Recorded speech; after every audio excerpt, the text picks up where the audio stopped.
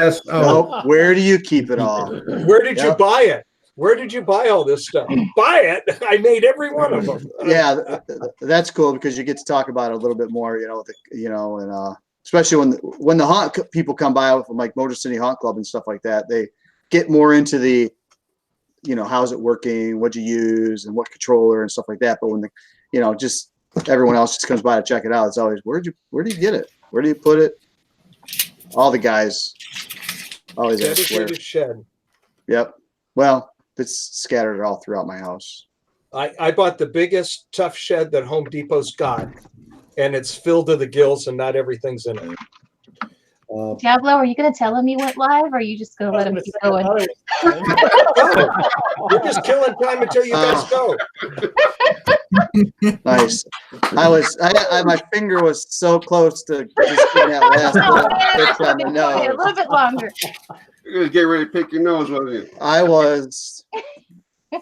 Hey, it's the tech guys forced me to come on early, so I did it. They just didn't know it. All right, guys, welcome to Haunters Hangout. This is Season 7, Episode 11. It's going to be a great show if you want to learn how to animate your props and know everything there is. And we're going to just hand it right over. And no, we're not going to give it to Phil right away. I'll just All right, Kathy, why don't you tell them how they win the prizes tonight and how the questions come across? Yes, I will be reading all of your questions on the Facebook page shared by Jamie tonight on the Haunters Hangout. There will be more questions than I can ask, but all it takes is one to be eligible to win an awesome prize from our sponsors. So ask away. And a question for the group does not count. So you have to ask an individual question to each person, just so you know. All right. So ask away. Ask away. All right, now we're going to move over to Jamie, and she's going to show us the awesome prizes, plus the one that Steve Koci is going to give away today, which is amazing. I might have to find out who can get a copy. I mean, I'll get a copy from Steve, Wait, what? Wait, can we ask questions? Yeah. Oh, yeah. Wait, seriously, there's an extra prize for real? Yeah. Oh, well, okay. Phil's got it. Okay, good. Because nobody told me. Okay, here are the prizes that I know about.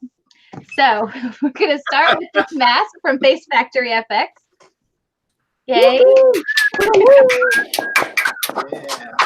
Next, Fright Props is giving away not one, but 3 scary dolls. Sinful Audio, one lucky winner will receive 1 free SFX library, 25% off of original sound design, and 10% off of amps or speakers. Hey, they're actually working on my haunt sounds right now, so it's going to be awesome. Ornaments is giving away this awesome spider ornament. My wife would hate it, but Scare your wife. Scare your wife to death. That's awesome. And of course, what everybody needs, 1 gallon of fog from Froggy's Fog. Yeah. Someone is going to win 6 awesome badges that you can award your actors from Scare It Badges. Everyone watching tonight can get 50% off of their order from Sam Haynes if they use the code HAUNTERS.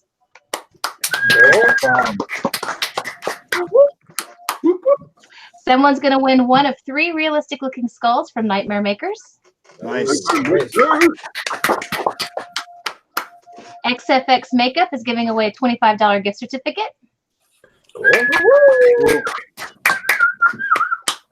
Exotic Lenses is giving away 1 free non-prescription normal size pair of lenses of your choice. Wow.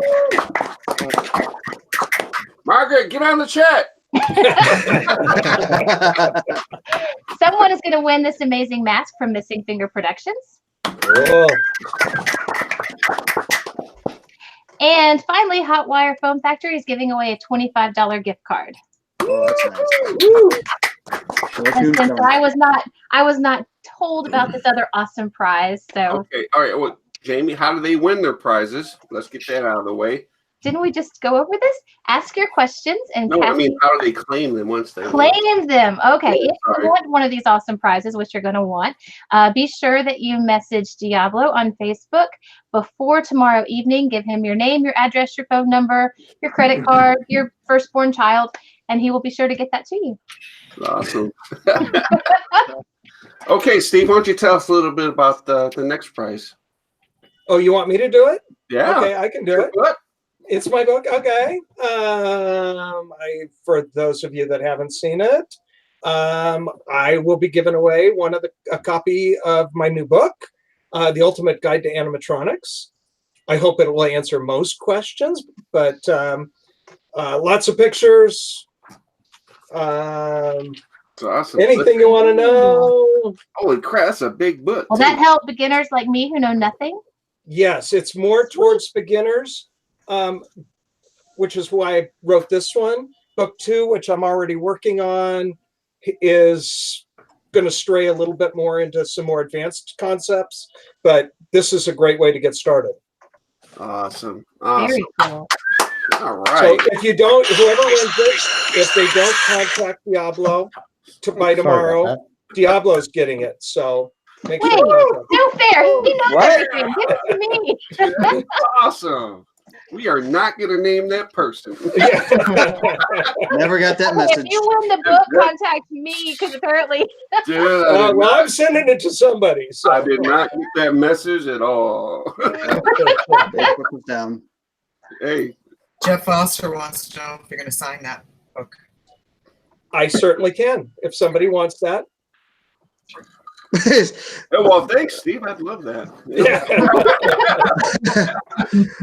Okay, we're going to move over to our host with there's something on his shoulder. Oh, yeah. And we're going to get the show started. Aw. Yeah, so I just want to start out with welcome to episode 11, guys. Can't believe it's already episode 11. We only have like, what, 3 or 4 episodes left? No, one. One? That's it? Yeah. No, dude, Yeah. let's go, let me see. One show left. Apparently, Phil's doing a couple all on his own. I'm on my own, guys. We'll see you next week for the next one. Just a one-man party. Him and his Yeah. little friend there. Yeah, Jack's gonna help me out, so it's okay. But so just wanted to get the show started. So we want to welcome Eric and Scott. Why don't you guys give us a little bit where Hello. you're from and how you got into loving and building animatronics? Oh, jeez. Currently, we're in Virginia Beach, but my haunt is in Grandy, North Carolina. Yeah, I've been doing Halloween stuff since I was in high school. Started with a cardboard box and a fishing line out to a ghost hidden in bushes. I'd tug on the string to pull the ghost out and found that more people were concerned about what's in the box than what was in the bushes. And that gave me the idea to redirect attention. And then it just kind of it exploded from there. And we started with a tent, and from there we moved into the garage, making Yeah. mazes and walkthroughs. And now two garages. Yeah.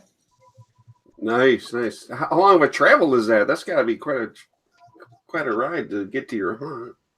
From here, it's about 1 hour and 15. Holy cow. Yeah. Wow. Now, do you build it on site or do you build it there and take it? It is built over the course of months in the garage. I've added dozens and dozens of hooks in the ceiling to change walls around as I need to. And we repurpose everything. So what you saw 2 years ago, you'll probably never see again. Unless they're like something special, like the cart or the very first animated prop I built was that flying crank ghost. And then I've got this robot here. What's the robot's name?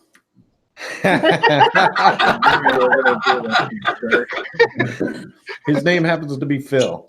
With 2 eyes. Yeah. No, 2 L's. Yes. 2 L's. 2 L's. Phil. Yes. So, So how Jeff, many? Go ahead. Jeff Foster wants to talk about that skeleton behind you. You have it lit up. What is it lit up with? I'm not sure if you mean the eyes or not, or Well, The one right behind you with the throat. headphones on. Okay. There's a set of LEDs on his chest right here that's lighting up, so you can see the jaw moving when his cloak is up, so he doesn't disappear in darkness. I see. And also for changing the mood in the show. Go ahead. I'll give him some audio if that's okay. Sure. Phil, stop being so quiet back there. Yeah. Secret Service guy back there in the back. Room for the next victims. I mean guests.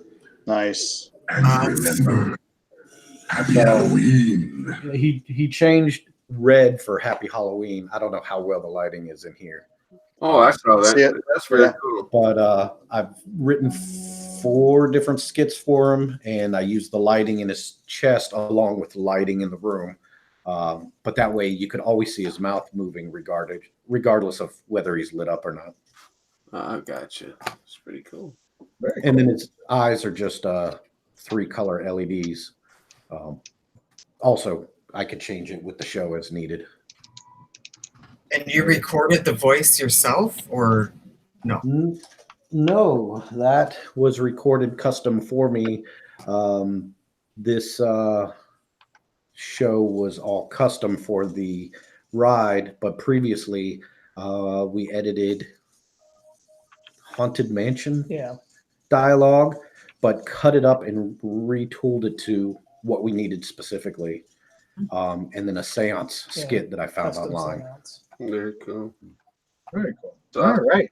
We'll come back to you guys in a little bit here. So we'll move over now to Steve. Welcome, Steve. How'd you get into haunting and building all your animatronics? Well, I've always been into Halloween. It's always been my favorite holiday.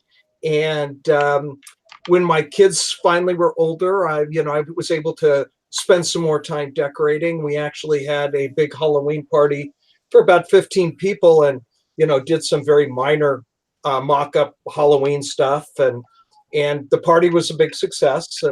And my wife goes afterwards, we're cleaning up, and she goes, well, you're always on the internet. Why don't you go on the internet and see if you can find something to do for next year? Famous last words she regrets to this day, because now this is all her fault, not mine. And that's where it all started. So I am not a programmer. I am not a mechanical engineer. I am a real estate broker. And I learned how to do all of this stuff on the internet. So right. that's kind of how I got started. I started building stuff. I'm in Southern California, not far from Disneyland. And so that is a lot of my inspiration. I'm really big into, the animated props. And so I wanted to make everything move. And so I started trying to find out how to do that. And now it has progressed, to this stuff. So what was your first one? What was the first animated prop you made? First animated, I probably did a pop-up. It was either a pop-up. I know my first pneumatic one was a monster in a box that I still use. I love that prop. Right. But I think I did a little motor-powered, skull behind a tombstone twisty thing, with PVC and a reindeer motor, I think is how I got started. And it's the way I think most people, if you're just getting started doing that, that's where I think you should start. Right, it's cheap, it's easy, it makes something move, it's cool. You get a success under your belt. Right. Anthony Lorden has a question for you. How did you configure the eyes on that robot behind you? What's behind you? Yes, the eyes have been probably the biggest addition to my animatronics the last couple of years.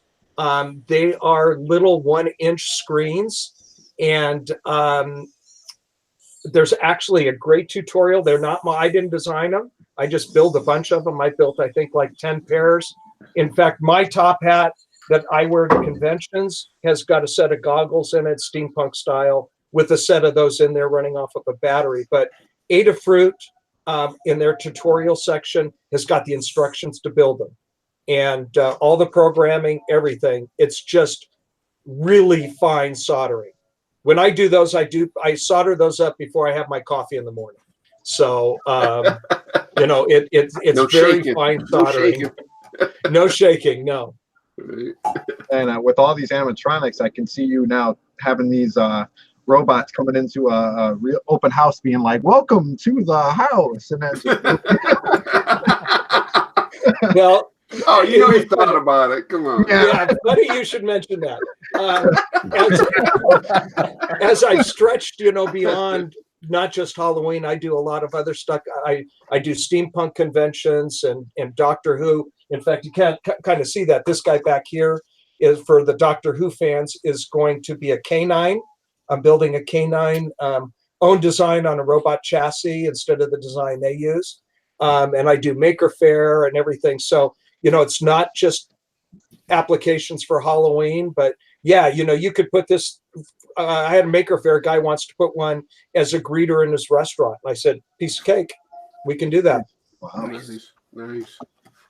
very cool. All right, Steve, we'll come right back to you in a little bit here. We'll move over now to Timothy, or Tim. We'll call you. We'll call. Hi, you guys.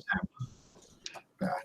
I'm in Tell Clinton. us a little bit about yourself. Sorry, go ahead. Well, Clinton Township, Michigan. I started about probably a dozen years ago, just with some cheap Halloween stuff you buy at the local stores. Built a little fence, and then one year I saw something on YouTube on how to hack a screen door opening cylinder or shutting cylinder with air, and I threw the cheap, lightweight Bucky skeleton on there, and it threw it across the yard. And I said, "Yep, I'm hooked. This is it. Let's scare the shit out of the little kids all the time." So that's how it started. I used like a bicycle pump my first one. Yeah.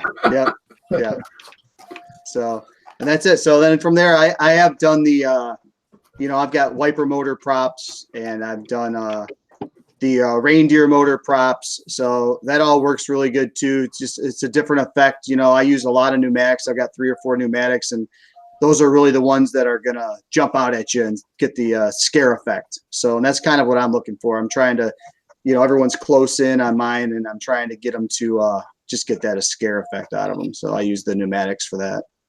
Mark Callis has a question. Where do you come up with your ideas? What's your inspiration? You know, it's a combination. We've gone to Trans World a few times. I look at things, and I get ideas from this one and that one. And I've got a couple of local friends that do things, and we all kind of put our heads together. And, you know, I just try to combine ideas to try to make it my original idea. So that's it. I just grab ideas that I see, take a little bit from this one, get this arm motion from that one. Then I'm always trying to, this year I've got a 5-cylinder prop that I'm working on. It's got a little bit of, you know, just something different that I've never tried before. So I try to add a little different motions every year, increase the channels on the programs to try to make it a little more intricate. Now, what would you say your favorite animatronic, I guess, could be? Is it with pneumatics? Is it with I definitely like the pneumatics. I like that you can get a little bit more speed out of it, a little more scare effect out of it, because you can really come at people a little bit faster. So I prefer the pneumatics. While like Steve was saying earlier, though, it does get a little jerky.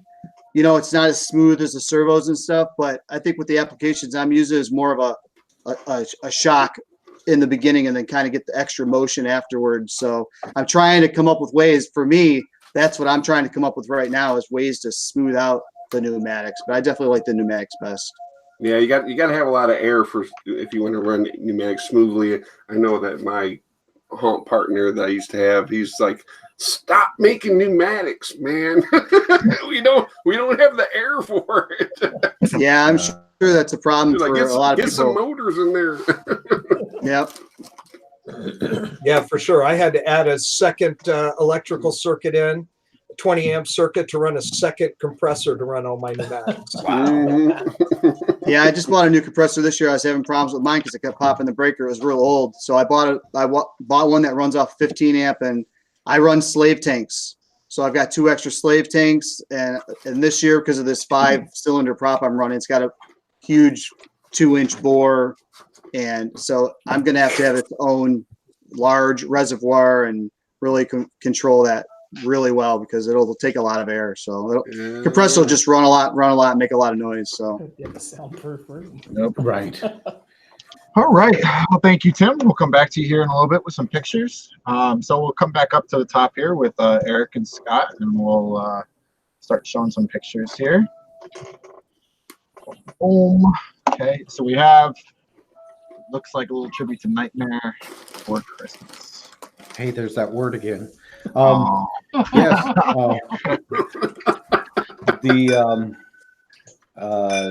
The archway I built out of 1/2-inch EMT.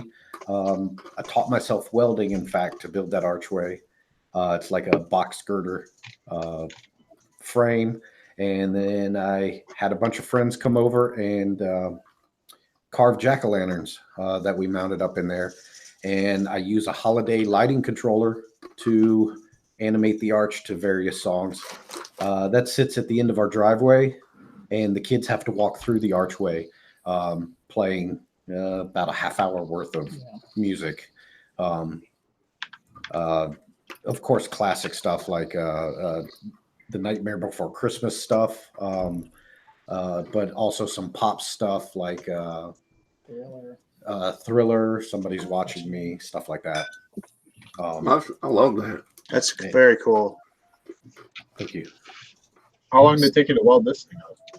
Especially with it being the first time coming from somebody who doesn't really weld it either. Two weekends, I think. Got the bulk of the frame done in one day, but then cutting the in between pieces. There we go. The outline of the frame was done in a day, and then filling in the crisscrosses. It was kind of excruciating, but yeah, I learned a lot really quickly doing that. Thank you, YouTube. Right. Yes. You'll notice I'm wearing the proper safety garb, the Yeah. apron and long pants. Yes. Only one glove. Only one glove. You're good though. Oh, I do only have one glove. Whoops. Whoops. Yes. Nate Digman would like to know, what did you use to anchor the arch once it was built? I don't know if you go back a picture, Phil. No, that's it right there. Okay. If you look on the ground, you'll see a large rectangle pointing away from the camera. That's on the left and the right. And then I used a piece of conduit for yes, exactly. A piece of conduit temporarily tacking them at the distance I wanted, and then just built up from there. I used a slightly larger pipe on those rectangles to sit my vertical pipes inside. And so those feet come off. So when we transport it, one person on either end, it just takes two people, lifts it up out of the feet and walks it over to where it gets stored. How heavy is this thing? Actually, one person can lift it themselves. It's just awkward because it's so wide. If it's 100 pounds, I'd be surprised.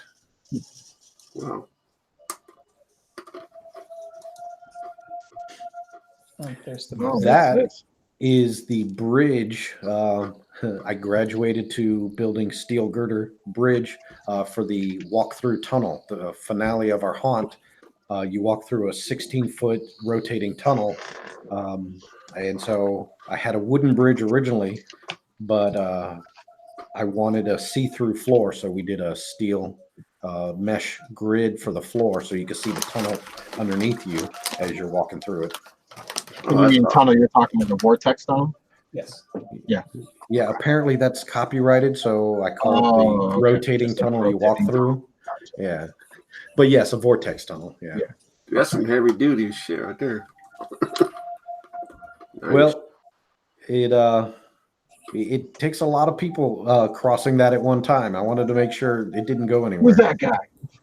I have no idea.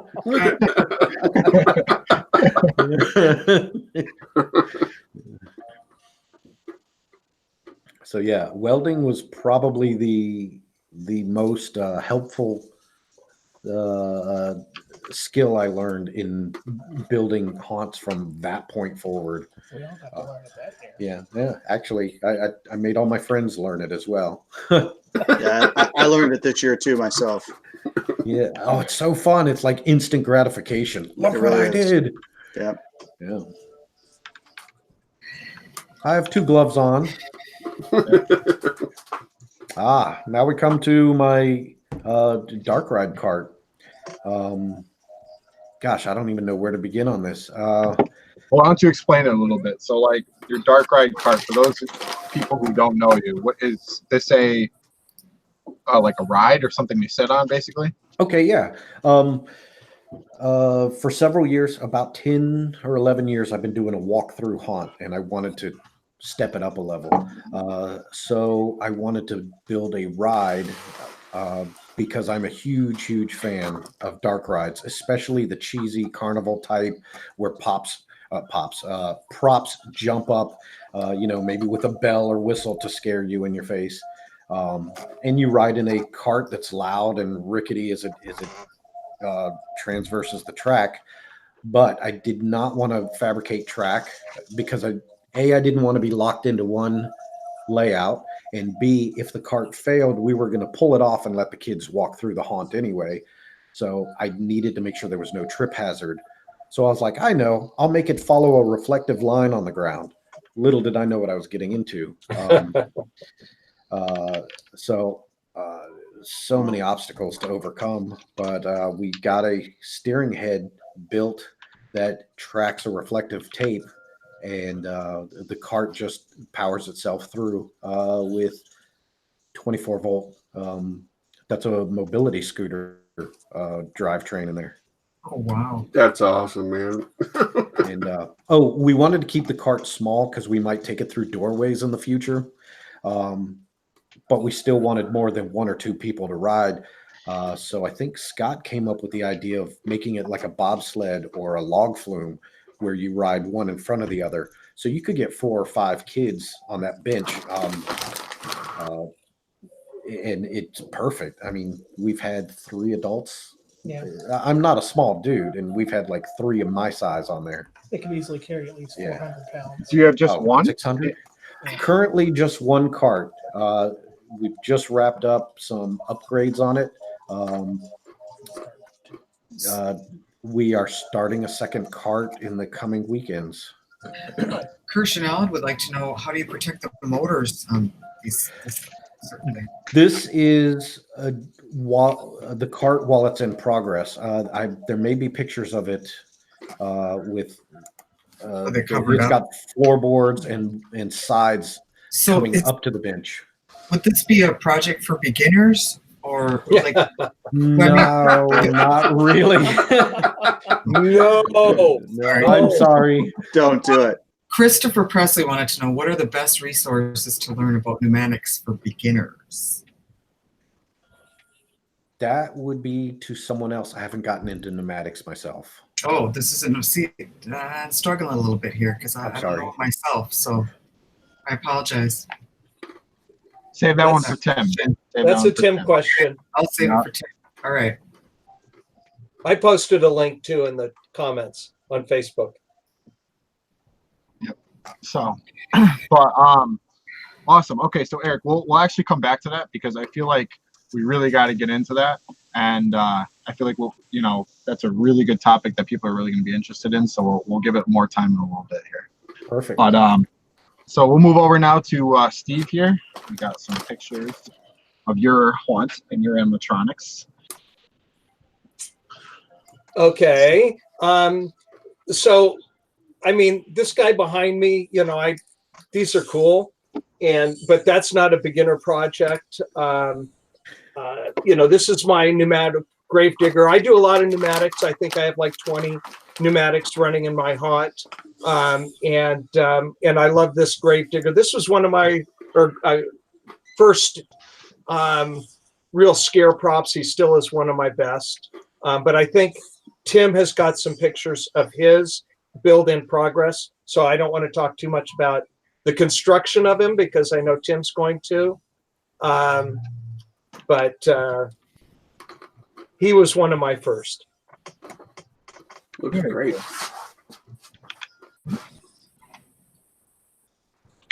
Now this is a one-armed grave grabber that I borrowed from somebody else, and as much as I like to build original props, that really is, you know, what I love to do now. A lot of these, you know, I've gotten from other people, and this guy he runs off of a reindeer motor, which, if you don't know what a reindeer motor is, that's one of the little things, the motors that runs the reindeer for that other holiday where their head moves up and down or side to side. This uses one of those motors, and you can get multiple movements out of that one motor. So it's cheap. There's a couple really good tutorials online for this, and he's super spooky.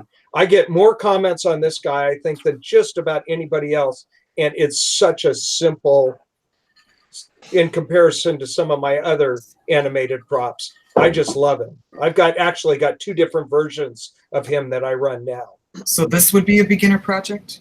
Yeah, this could easily be one-armed grave grabber. Look it up on YouTube. Like I said, there's like 3 or 4 versions of this now to get different movements. But, you know, it pushes a rod that moves the hand forward. And as the arm moves forward, it pulls a string, which pulls the head up. And then as it comes back down, his chin drops. It's just really spooky. It's a great prop. Right. Hey, Jamie, where do you think you could go look for a tutorial like that? Real quick one. Gee, I'm not sure, but I heard there's this awesome site called HauntersHangout.org. Oh, Pretty yeah. sure you could look there. That's I bet awesome. you it's That's where there. I go. Heidi Zunk wants to know, how do you hide all your airlines in the yard? I have got so many electrical lines, airlines, and everything. They're just all black. I stopped mowing my lawn beginning of October. I'm in Southern California, so my lawn will still grow. One, it helps it look neat, I think, but it really helps hide a lot of the lines. And I've moved to all black. Even my pneumatic lines are all black to kind of blend in. So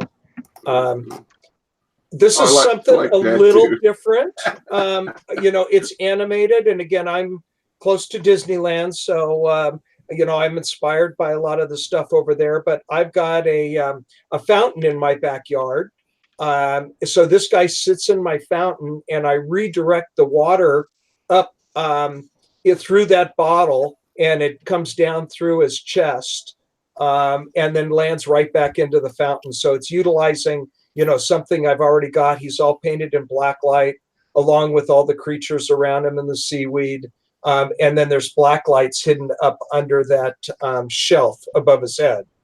But again, utilizing something I already had in my yard. And I do this quite a bit. I've got a guy in my jacuzzi, a fishing skeleton animated, but trying to incorporate some of the areas in my yard. I have a couple pretty big parties, and so people are in my backyard for those. Oh, very Couple cool. big parties. What, you throw more than one? Look at you. I've always done 2 parties. I do a neighbor, friends and family, and neighbors party, and we've had 250 people for that. And yeah, we open up the entire house, the backyard, the entire inside of the house. Every room is decorated with a different scene. It is people, you know, it's going through Disneyland, going through the Haunted Mansion, but we have the Haunted Mansion inside. We have pirates in the backyard, and the graveyard, the Halloween graveyard is up front. Man, you would never do that shit here. Yeah. Well, and considering I'm in California, we got really lucky. We are not doing the family party anymore. The other party is an adults only party, and we usually have 40 or 50 people for that. And alcohol is served, and that's an invite only. But this is my living room, and most of my skeletons will at least talk, if they or have 3x3 talking skulls. And my piano player, my singer there, the singer does, I think, 3 songs. The piano player is animated. He rocks back and forth, and he does 1 song. Nice. Wish I could know how to do that shit. But I guess I can go on technical. I have a book. You can go check out the book. No, Now, does- dude, I'm getting the book. I'm not worried about that. It's like I'm just. Oh, man. And you may notice in the corner of some of my pictures, the red tie photography. I am very blessed that my son is a professional photographer and a social media marketing director for a big real estate company. So I've got a little bit of bonus there. He brings his drone, his boom. You know, it's nice to have a professional photographer to take pictures and document this stuff. Now, with this skeleton sitting down, does his arms move? Do you have him on servos for that, or no? No, all his body, the seat where he's sitting on is actually got a wiper motor up underneath in that box, and he rocks. So it looks like his arms are moving, but they're not. Oh, nice. Kelly Greger had a question. Do you utilize junkyards to get motors ever, or parts? I do not, mainly because my time is more valuable than a $25 wiper motor. And a wiper motor from a junkyard, one has at the end of, maybe towards the end of its useful life, because it came in a wrecked car that's got 200,000 miles on it. You know, and you have to spend the time to dig it out, and then trying to figure out the wiring on some of those can be interesting at times. So the wiper motors are so cheap. Fright Props has got them. I think they're $25. You know, it's just not worth my time personally. And I get a brand new motor. I know it's going to work. If it doesn't work, I know Fright Props is going to send me a new one. Yeah, So, I mean, if you even go to the when you go to convention, it's even cheaper. It's like $20 a pop. and no So- shipping. And wiper motors are heavy. So Right. if you go to conventions, always buy your wiper motors. Load up. I go with a suitcase that's half. Well, I try if I'm not teaching, but I try and always come home with wiper motors. But like for Transworld this year, I had Drew send 2 of my wiper motors directly to St. Louis. And then I had to figure out a way to keep my bags under 50 pounds so I could get them home. But Right. Yeah, and Now when you get to the convention, don't wait and say, "Oh, I'll get the wiper motors tomorrow." Dude, you go Nope. right to the booth, get them all. Yep. get them and put They'll them be in your hotel gone. room. You They'll be bet. gone. Fry Props is a great place to shop. Now, these 2 guys, old timers might remember the Boris Skull hack that we used to do. I actually made this hack, and these guys tell those corny. You haven't seen them around for a while, but if you search the internet, there's these corny graveyard jokes that these guys tell back and forth to each other. These guys are a big hit every year. I keep trying to get rid of them, and my wife keeps saying, no, you got to put them back. And she's pretty involved with a lot of the finish work on the haunt now, even though she was not so pleased when I got into this wholeheartedly, but she is now full-fledged. She's a crafter of her own, and she does all the costuming, does a lot of the sewing, custom costumes for a lot of the animatronics. So she says I got to keep these guys, so they're still around. I know. And then in the background you can Yeah. see I have a coffin in my kitchen with a pneumatic pop-up vampire, and again, I know Tim's going to talk a lot more about pneumatics, but inside my house I have 3 or 4 pneumatic props, and I do not want to be running Airlines through the house. My wife won't let me drill holes in the flooring to run Airlines under the house. Why not? I'm not quite sure why. That's weird. Jesus. Yeah, so I use big 10-gallon Harbor Freight air tanks. Each of the pneumatic props inside gets their own air tank. And by controlling how often they trigger and how big of pneumatic cylinders I use, I can get through a whole night off that 10 gallons of air. What? Yep. Just got to be very, very careful with how much air you use and how often they trigger. Mm. Do you go over that in your book? I think I did. I have a chapter on pneumatics in there, so I may have gone over that. That's a little bit more advanced, but I know Tim can answer a lot of those questions on. I use 2 full air compressors, big air compressors, 1 on each side of my house, and I use at least 6 or 8 reservoirs scattered around. How do you keep them compressors quiet? I know there was a question about that. 1 is on my side yard, so it you can kind of hear it. The other one I put in my shed, And then they have, 40 feet of airline running to the displays. So they're kind of out of the way. The one in the shed's a really nice Sears compressor. It's really quiet anyway. And again, there's so much going on in my haunt. I have probably 50 animatronics running when the whole thing is running. There is so much going on, so many different props activating and talking and music and everything. You don't hear them. That's awesome. That is awesome. Well, thank you, Steve. Well, speaking of Tim, we'll move over to Tim to talk about some pneumatics here. So we'll show you first photo here. I know we talked earlier, but this guy here is your animatronic, right? Yeah, that's the he runs on a single wiper motor with a 12-volt power supply and a little speed control to keep the side motion going. And he actually, Steve was saying he's got the reaching one uses a string to move his head, so it's kind of the same thing. So the side-to-side motion with the wiper motor, and then I've got some wires on the side of the head that kind of keeps the head centered. So as he's moving, his head kind of stays centered on the person. If you're standing in front of him, it looks like he's really watching you, but swaying back and forth. So a nice simple effect with a wiper motor and just one single wiper motor, but you're still getting 2 or 3 different motions out of it. I had a question from Linda Marshall. How differently do you design a prop depending on the environment it will be used in, indoor, outdoor, that type of thing? Well, all my stuff is outside. So everything I have to take into consideration, it's going to get a lot of sun. I've got masks that are getting old. That mask in that picture there's been moved on because it just gets brittle. But, it's PVC pipe. PVC pipe is, it'll last forever. I use all steel screws that you would use in decking.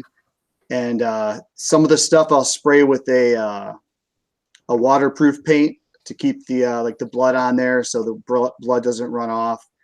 But everything's outside for me, so I've got to use outdoor paints, waterproof the rubber or the latexes. So it's definitely something I have to consider.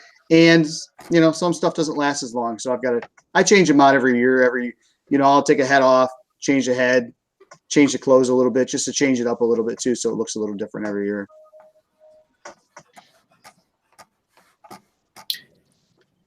That's that was my newest one last year. I went to four cylinders, 4 motions on that one. I've had one with 2. And so I wanted to up it a little bit. So I've got 4 different cylinders on there that controls the arm.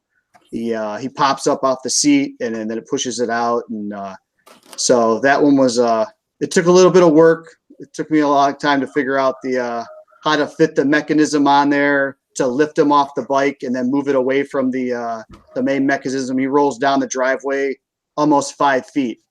So with a scissor mech. So I bet they think he's real, don't they? A lot of people. It's not, and that one's not it's not really a scare prop because the sound comes on first and then it's doing a Halloween. It's a homage to the Michael Myers boy from the Rob Zombie version with the mask there. So it's playing a little bit of Halloween, vintage Halloween sound with the and then he pops up finally and scares you at the end. But it's not one of those ones that really jumps out at you because it takes 5 feet for him to get to you in a slow roll. So it gives you a little more time to really take a look at it and see what's going on. So, but that's right. My probably most advanced prop right there. Go ahead. Hessian Manor had a question for you. How many days do you leave these props out for? So I have the same. About the same as Steve, like he was saying. I like to be. I have that prop probably sits out in my driveway, which my wife doesn't like because she can't park right there anymore. But 3 weeks it'll be there for 3 weeks. I don't run it every day, just because of work and stuff like that. So I'll run them like Friday and Saturday nights. But all of my props stay out in my yard. First week of October, everything is set up. It's not all running. It's not all running it every night. I turn all the wiper motors on and all the lights on every night because it's less stressful. I don't have to monitor the compressor and I don't have to make sure everything's working perfect. The wiper motors just go forever and ever and ever. So that stuff's always running on every night. But on the weekends, Friday night, I go out there and turn everything on. Because people start looking forward to it. What about water? So they'll what's that again? Waterproofing. Kirsten Allen would like to know, like, what do you do when it rains? It just gets wet. That's it. The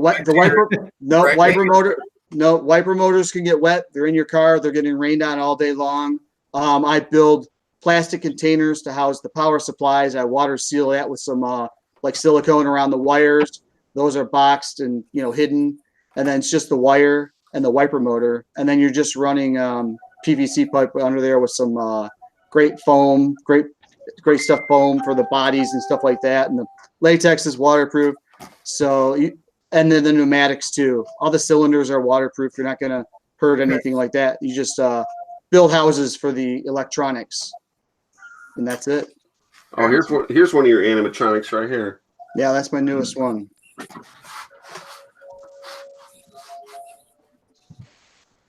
So what's going on? How many So right now I got 2 cylinders moving the head. There's one for the up and down and the side to side, 2 small 1-inch stroke cylinders. And then that's the one using the it's actually a wheel caster, like you'd put on a a toolbox or something like that. There's a couple pictures of that. And then I have the one that the arms go up. And then for this one, I didn't want to animate the arms side to side because of the jerkiness.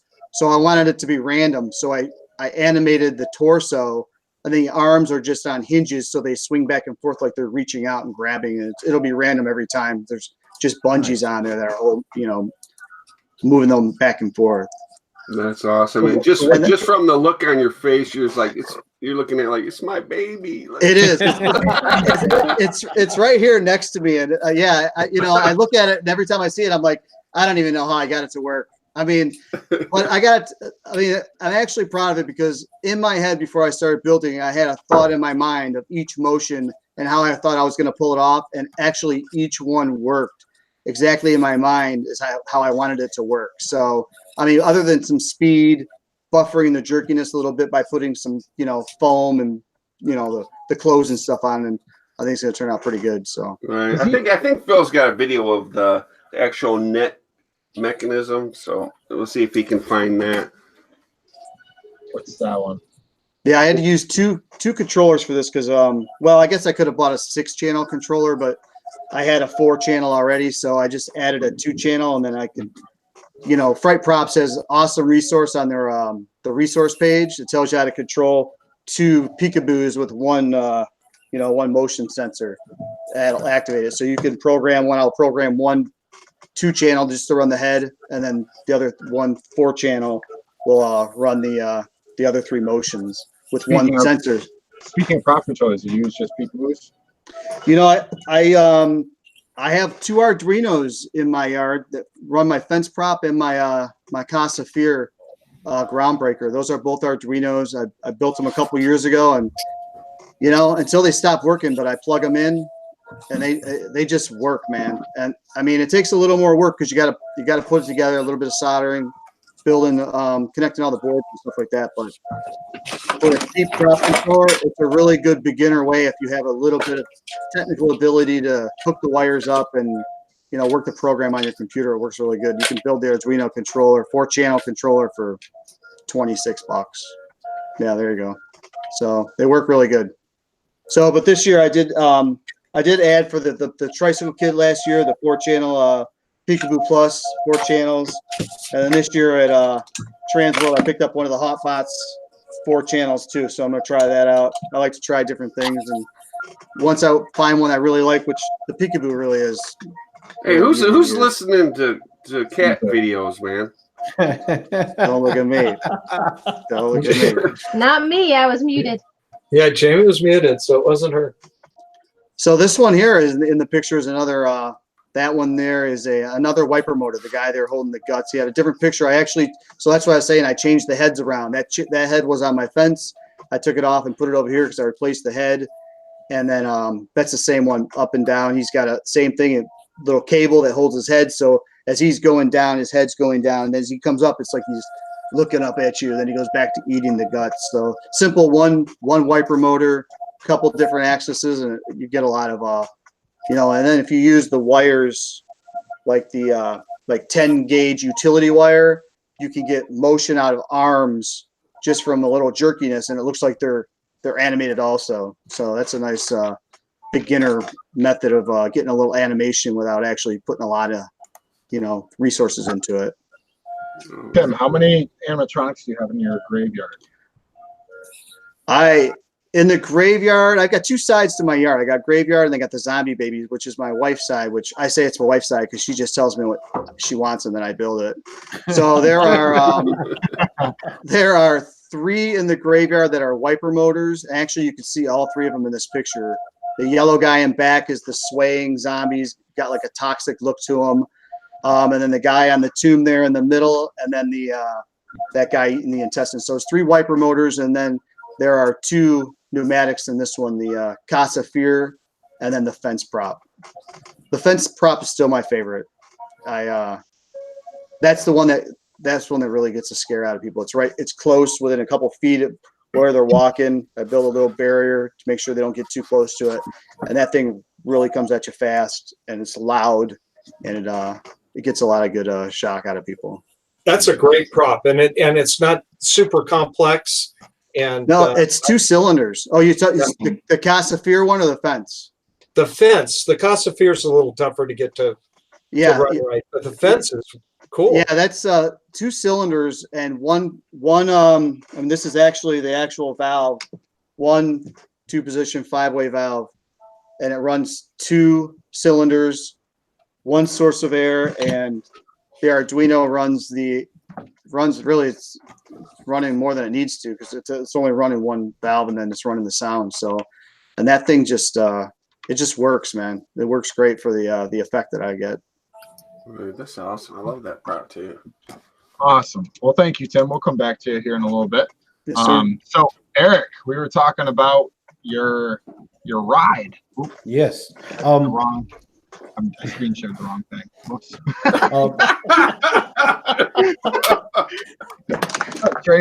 One show left, man. Thank God.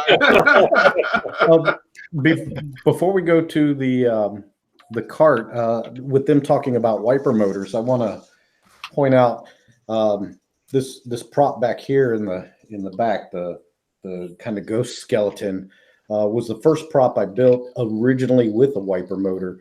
But she looked like she had too much caffeine because the motor just went too fast. So I went to a rotisserie motor from a hardware store in the barbecue grill section.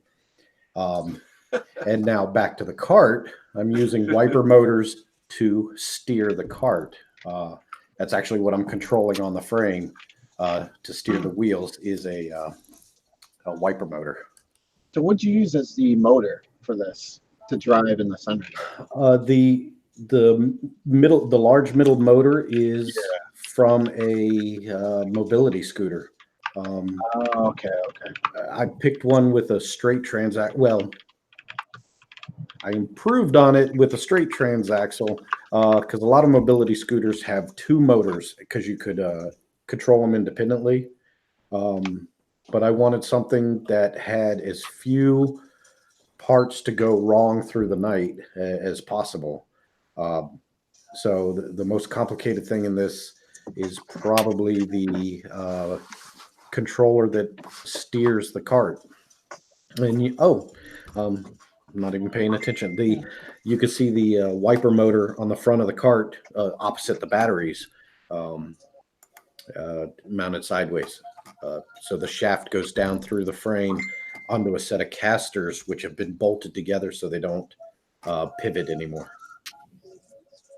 Eric, do you have a video just of how that's all set up and wired up together specifically?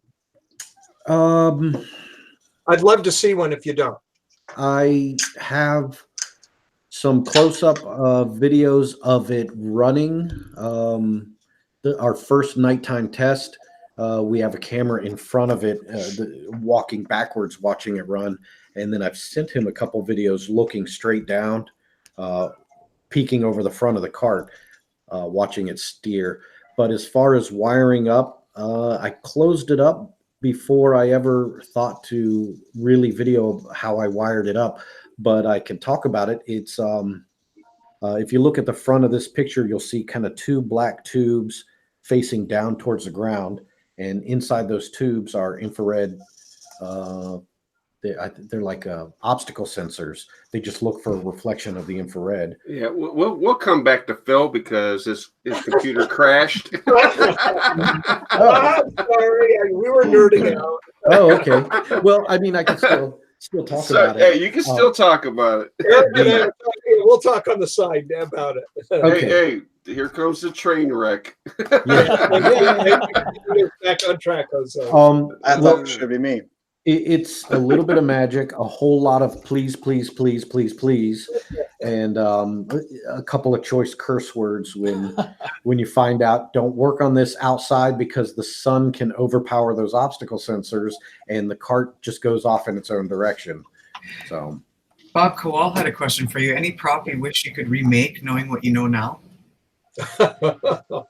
Oh wow. Phil, my skeleton, for his neck movements, I used 2 motors side by side, and I have them kind of mixed. So for him to look up and down, both motors need to move at the same time in opposite or the same direction. And then for him to tilt his head, they have to move in opposite directions. I would rebuild that so I had 1 motor as an up-down and then 1 motor as a tilt side to side.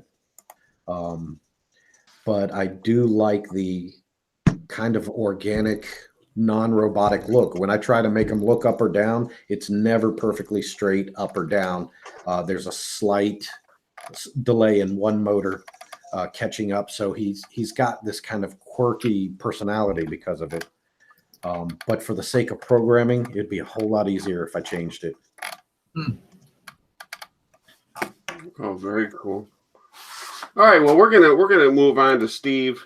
Just till Phil comes back, and then we'll come back to get some videos going. Phil's trying to reboot right now. I have a question for Steve. Okay. From Patricia Langston. How do we get to where we can feel like animation is not over our heads? Start simple. Get a couple of easy ones under your belt. I've got 60 videos on my YouTube channel.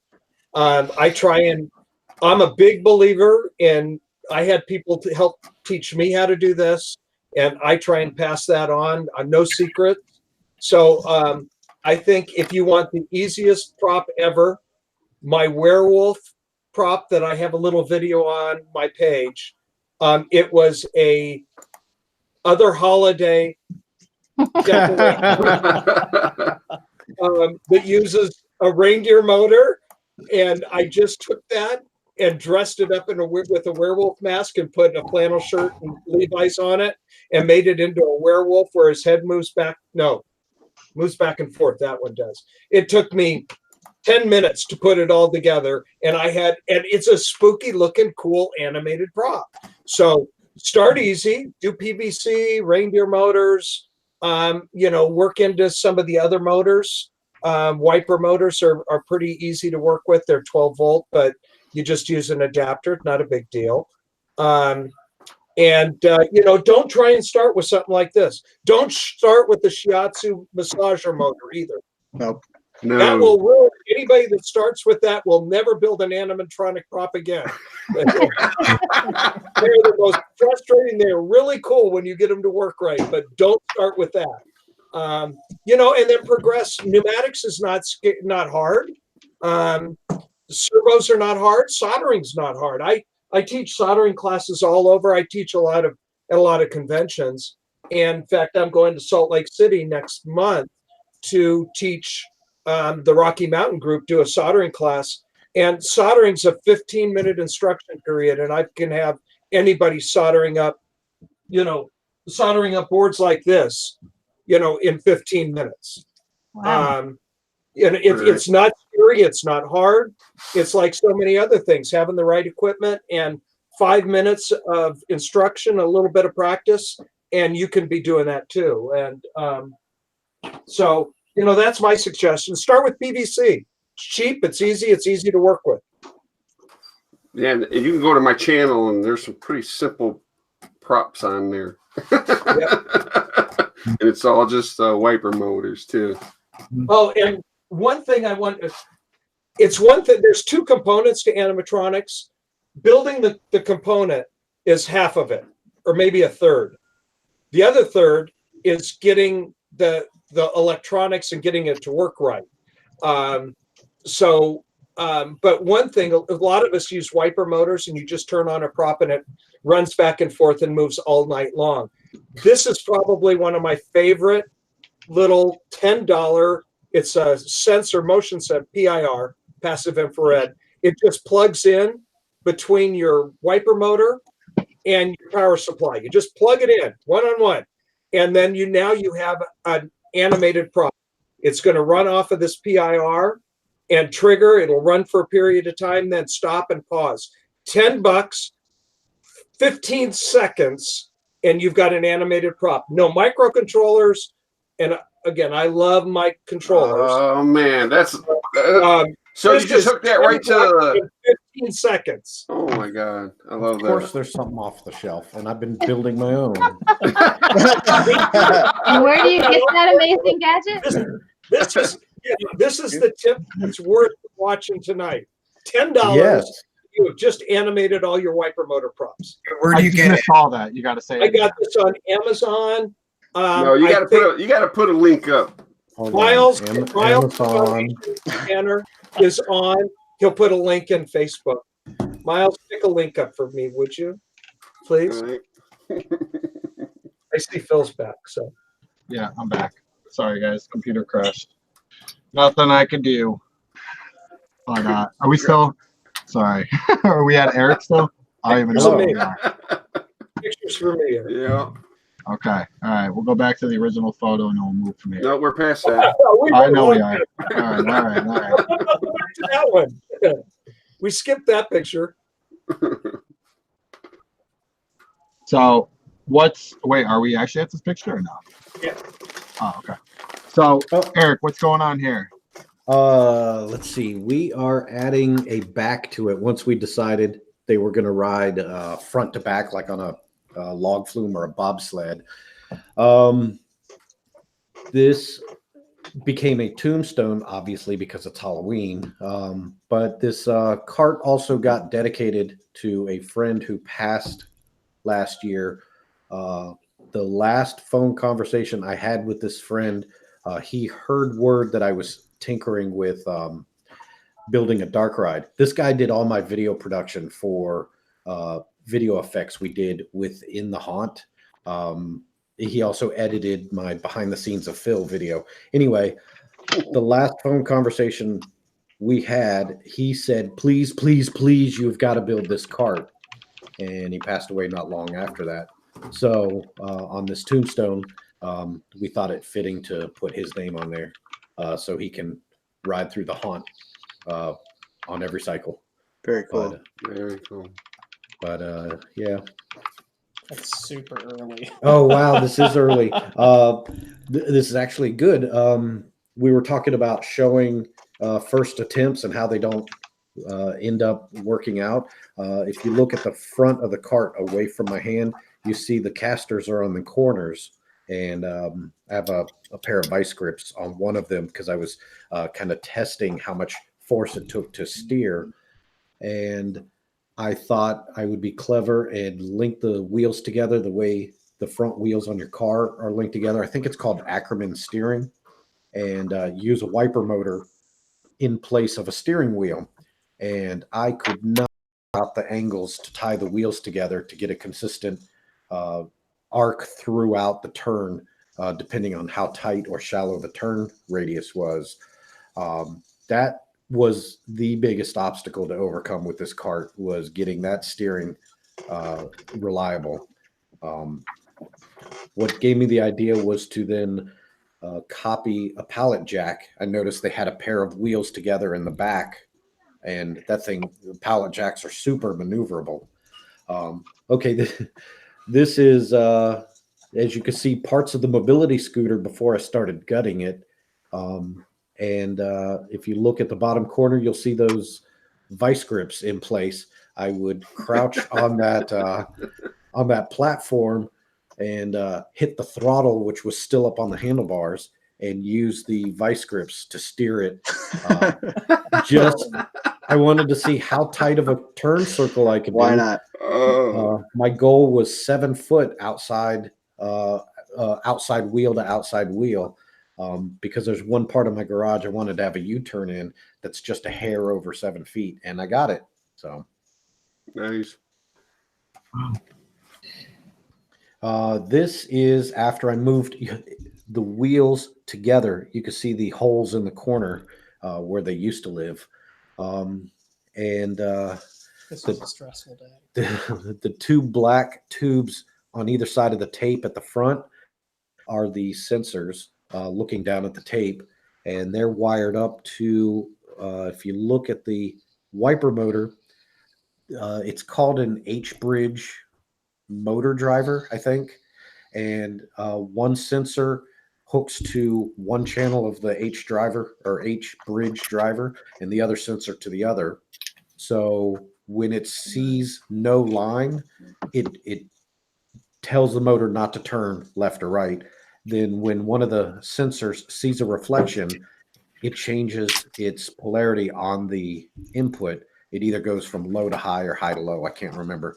But it tells the motor to move either clockwise or counterclockwise, depending on which sensor is seeing the tape. There's no Arduino, no programming. It is good old analog electronics that doesn't rely on anything to work. It's independent. It doesn't care about anything else on the car. Well, that whole paragraph sounded like beginners, but looking at it, no. It's really cool, Diablo. Right.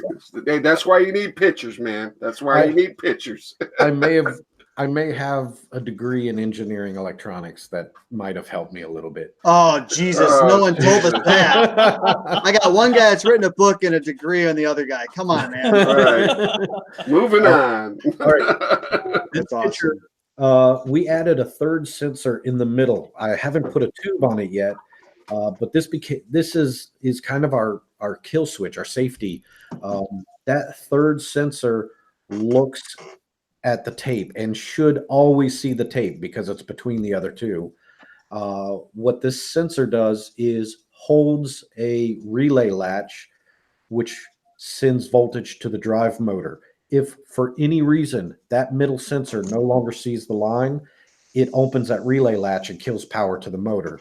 That is in case it goes too fast around a turn and can't track. If the thing goes off course, it no longer sees the line, it shuts down. We've also exploited that by putting a stop marker on the tape.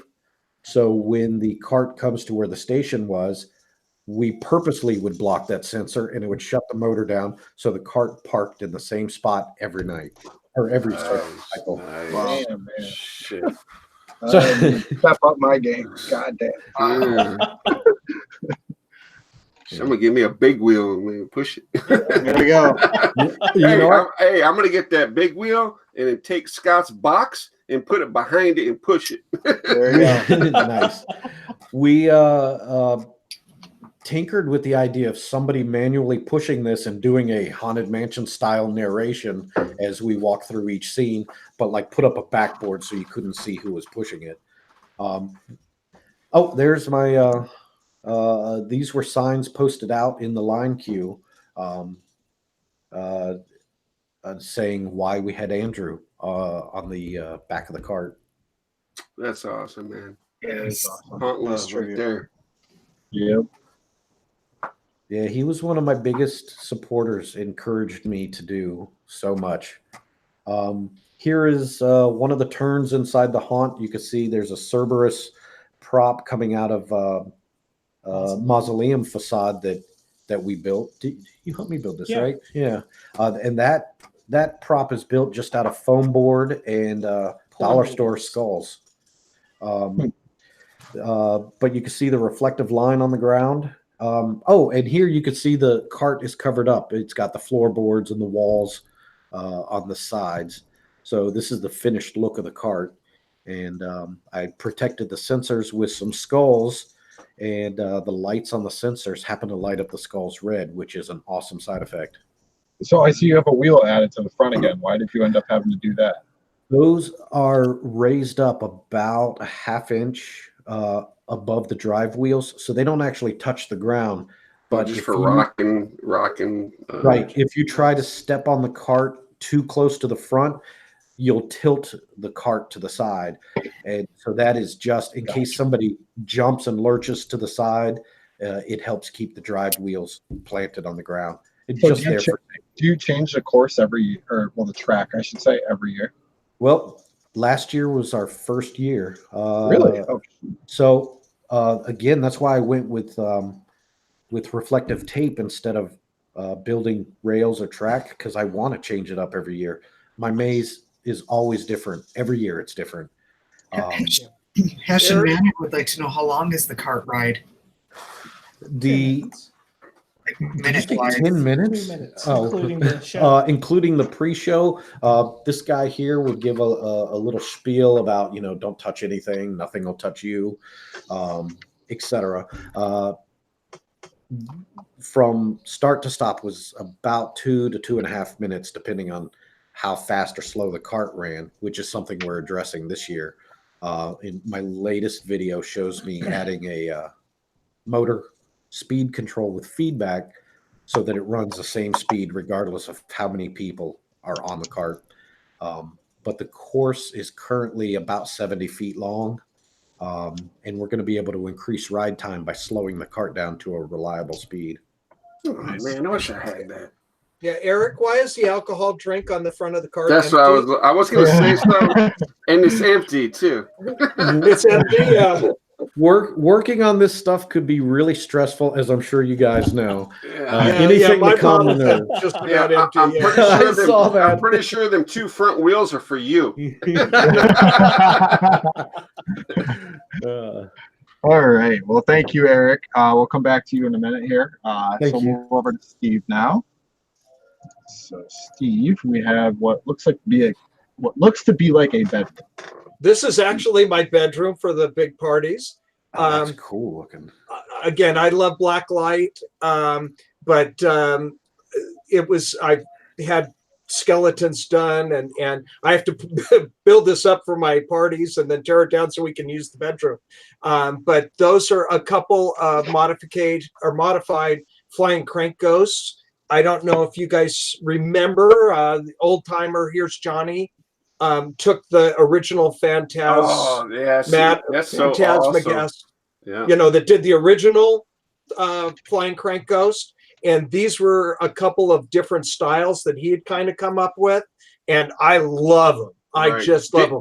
Didn't he take like all the string out of it and did all the props and all PVC for the crank ghost, right? Well, the one in the corner is still on cables. The one to the left and the left is with dowels. And they are just really spooky looking. I just love the look of these. Yeah.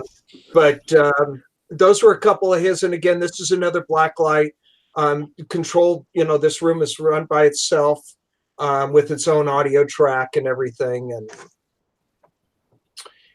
one thing, I know we're doing animatronics, but I love projections. I actually have a set of the 3 guys from Haunted Mansion with the projection. And so every other year or so, I'll run them out in my graveyard. I have probably 7 or 8 projectors running in my haunt. This is one of them. I run Singing Pumpkins right at the driveway for the little kids that are too scared to go to the door, so that they still get to see something. And so I love my projections as well. I think the next we have a video, I believe, right? Yes. Okay, yeah. Now, I love 3-axis skulls. I use the Monster Guts 3-axis skull, and unfortunately, we don't have audio. But he's got a really cool track. And I'm a big fan of having all my skeletons either talk or have full 3-axis. And when I got into this, it was pretty complicated to get this programmed. I started doing it, and it took expensive software and a lot of work, a lot of time. And I was actually being taught by somebody how to do it. And I said, well, what are you trying to do when you make a move? And they said, well, I'm just trying to make a move. I don't care what he does. And I said, well, if that's the case, why don't we just program into the microcontroller random movement and be done with it? And it's like, well, I don't know. Nobody's ever done that. So I did that. I started producing my own boards, and I got some help. And then a good friend of mine from one of the Make and Take groups, Steve from Haunt Hackers,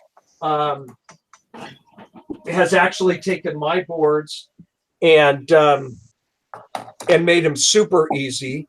I used to have to go in and go into an audio track and program all the mouth movements. And he has come up with a little board. This is just to make it talk. And it takes like 5 minutes to make a talking skeleton, to actually do the programming. And it walks you through all the instructions. Anybody can make a talking skeleton now. Anybody. Oh, it is a piece of cake.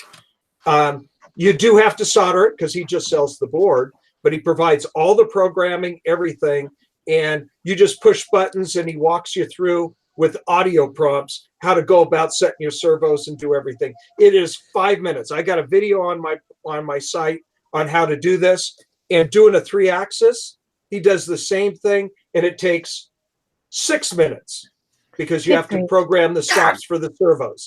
I mean, it is so easy. There's no excuse not to have at least a talking skull. It's one servo, this board, less than $100, and you can have your own talking skeleton or character. So there you go. Does that board respond to audio, or do you program the mouth movements? Don't have to program. And I still personally use my personal boards and program the audio, but it takes me about an hour every couple minutes of audio to program this in. This actually has got, it's not a color organ. I'm not going to go into the technical details, but you put it in with an SD card and it automatically samples that and determines how to run your jaw. No more going into Audacity and programming that. Wow. Again, you're not doing anything with your audio. All you're doing really is setting your limits of your servo for the mouth open and closed, picking your trigger and a few other things. How does that work? 5 minutes. How would that work if you've got music along with your track? The one reason I choose to program him manually is because I run tracks with sound effects. Also, like holding on a vowel, like going, rather than wanting his mouth open, I want it kind of pulling close as he's doing that. Well, this is pretty close to get it really keyed in. I still got, and that's why I do it manually, but I know how to do it and I'm comfortable and I don't mind spending the time, and I'm a perfectionist. And I put my videos up on Facebook. Remember, for the props on a Halloween haunt, none of your patrons are going to notice it. Oh, of course, yeah. What we do and the detail we go into on our props is for the YouTube videos, and all our haunt buddies are going to see this and critique the shit out of it. It's often disappointing to pour yourself into a prop for 3 months and everyone's like, wow, did you see that? Insert the last minute addition here. Right. So yeah, you have to have a bit of a thick skin if you're going to put it up on YouTube, but I hope everybody puts it up. That's how you learn. I know I went through and built this really cool prop, and I thought it was really cool. It was my eel and it's pneumatic, and somebody came up and said, well, why didn't you do it this way? It's like, because I did it this way, and it sat with me for about 2 weeks, and then I went and ripped the whole damn thing apart and built it the way he suggested it. Now it's even better, but nice. You have to have a little bit of thick skin. And again, or you just get on chat with some of the tech guys, and everybody gets all drunk, and you kind of coax them into making you something. I don't have enough touch to do that. I've done it. It might work. It might work with Tim, but Yeah, it was Tim. And I wanted to make that point. That's a great point, though. You know, you don't have to do this by yourself. Unfortunately, the forums are kind of going away because of the popularity of social media and Facebook. I think that's a big shame because so much of the work that we did and the brainstorming and the camaraderie we did was on the Haunt forums. And they're still there. Halloween Forum and Haunt Forum are still around. And I think that's every haunter should be a member over there, even if you're going to be on Haunters Hangout, because that's a lot of the discussions on problems happen there. And then we have a bunch of tech guys, not a bunch, a small group. We get together usually on Wednesday nights, unless Haunter Hangout moves from Thursday to Wednesdays. And that's what we do. I am so sorry, dude. I've got so much shit from that. Yeah. We won't talk about who got the new job on Thursdays, but we're working around it. We don't mind. But you know, we do a lot of collaborating and brainstorming and sharing of information. And is that something I can join? Absolutely. Anybody's welcome. It's Wednesday night. Send me a PM, and I'll send you the link. You know, we do that. We'll start again regular after Haunters Hangout is over next week. So nice. But well, thank it's so important to collaborate. It is. I agree with that 100%. I've learned most from talking with other haunters and, you know, working with everybody and just picking their brains. So, but okay, we'll move over now to Tim, just so we can get one more round in at the end of this. So Tim, what's going on in this prop here? So this prop with the baby in the carriage this is a perfect example of a beginner's prop. It's got a one-way valve that just pushes this single action 6-inch stroke cylinder up, and then he falls back down with gravity. It's run off of a hacked motion sensor that you would use on the front of your garage. That YouTube has them how to hook it up and wire it on there, put it out front. Someone walks by, triggers the valve with the cylinder, and the baby pops up, flies out at you. And then as soon as the timer from the motion sensor goes, he just slides back down. And that's very basic and very simple. One cylinder, one little valve, and then you can hack a motion sensor. Very simple. So that's a great example of a beginner prop. I wish I had a picture of what the mechanism looked in there, but there's just a couple square tube bars. They're just bolted together and just slides up, slides down. So that's a good. So the solenoid just bleeds off by itself, just yeah. It's got it's got a little muffler here that you just set how fast you want it to go down. So it could slam down, but you want to just let it coast down so it doesn't jolt everything too much. So. Okay. And so you got actually some pneumatics right there that you could probably show us, don't you? You know, I've got a huge one cylinder here. This is a double acting 8-inch stroke in the bore. The bore is what gives you the strength. How much pressure you can push through and how heavy something can be is controlled by the bore, and the stroke is just how far you're going to push it. Right. So, and anybody that does pneumatics knows that's sexy. Well, you gotta have a good stroke. Right. But you gotta have a good bore too. But then you got little small ones. Sometimes you're not blessed with a huge cylinder. So what are you gonna do? And we've got inline regulators. So some props you want to run its own pressure, so you can run your compressor at its highest, and then each prop you can set up so its own pressure. Because when you're running huge cylinders at 1.5-inch bore, it takes a different pressure than something that's going to move this little tiny one right here. So is there a rule of thumb or a formula as to how to choose which bore size for what you might want to move? You know, they're one of the hi Michael, if you're watching, he led me on to actually Bright Props has a great resource on McAllister's.com. And it'll tell you on there how much weight a certain bore cylinder will push. So I did not know that. Yes. So I really had to do it with this the newest one I'm building, because you guys saw the arm motion before and the head motion, but that starts down here.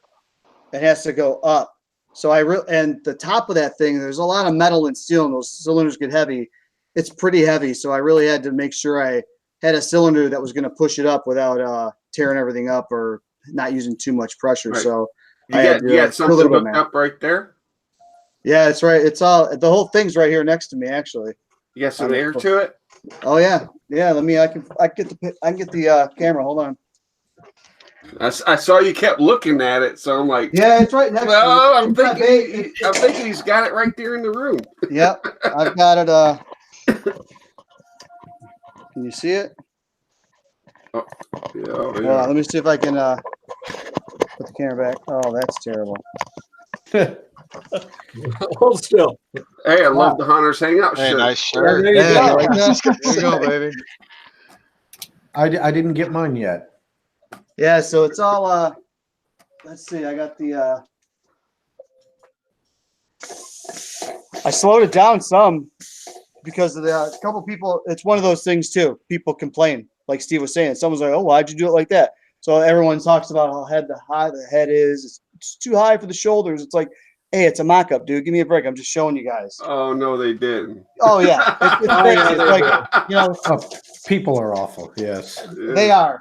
I don't have the main cylinder that gets them standing up, hooked up because. Dude, I love how you use a wheel caster to pivot the neck. That's awesome. You got to work with.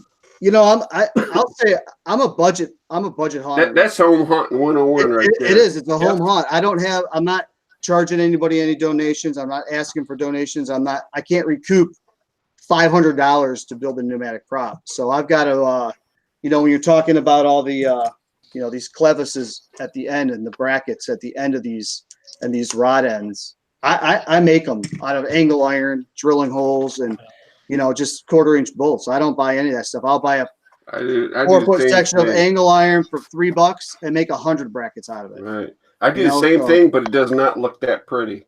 I mean, you held that shit up. It looked like you bought it. No, I don't mind. When you cover it up with foam and close, no one can see what's under there. So that's the good thing. So, but, Tim, so we got some videos here, I think, that we're gonna show.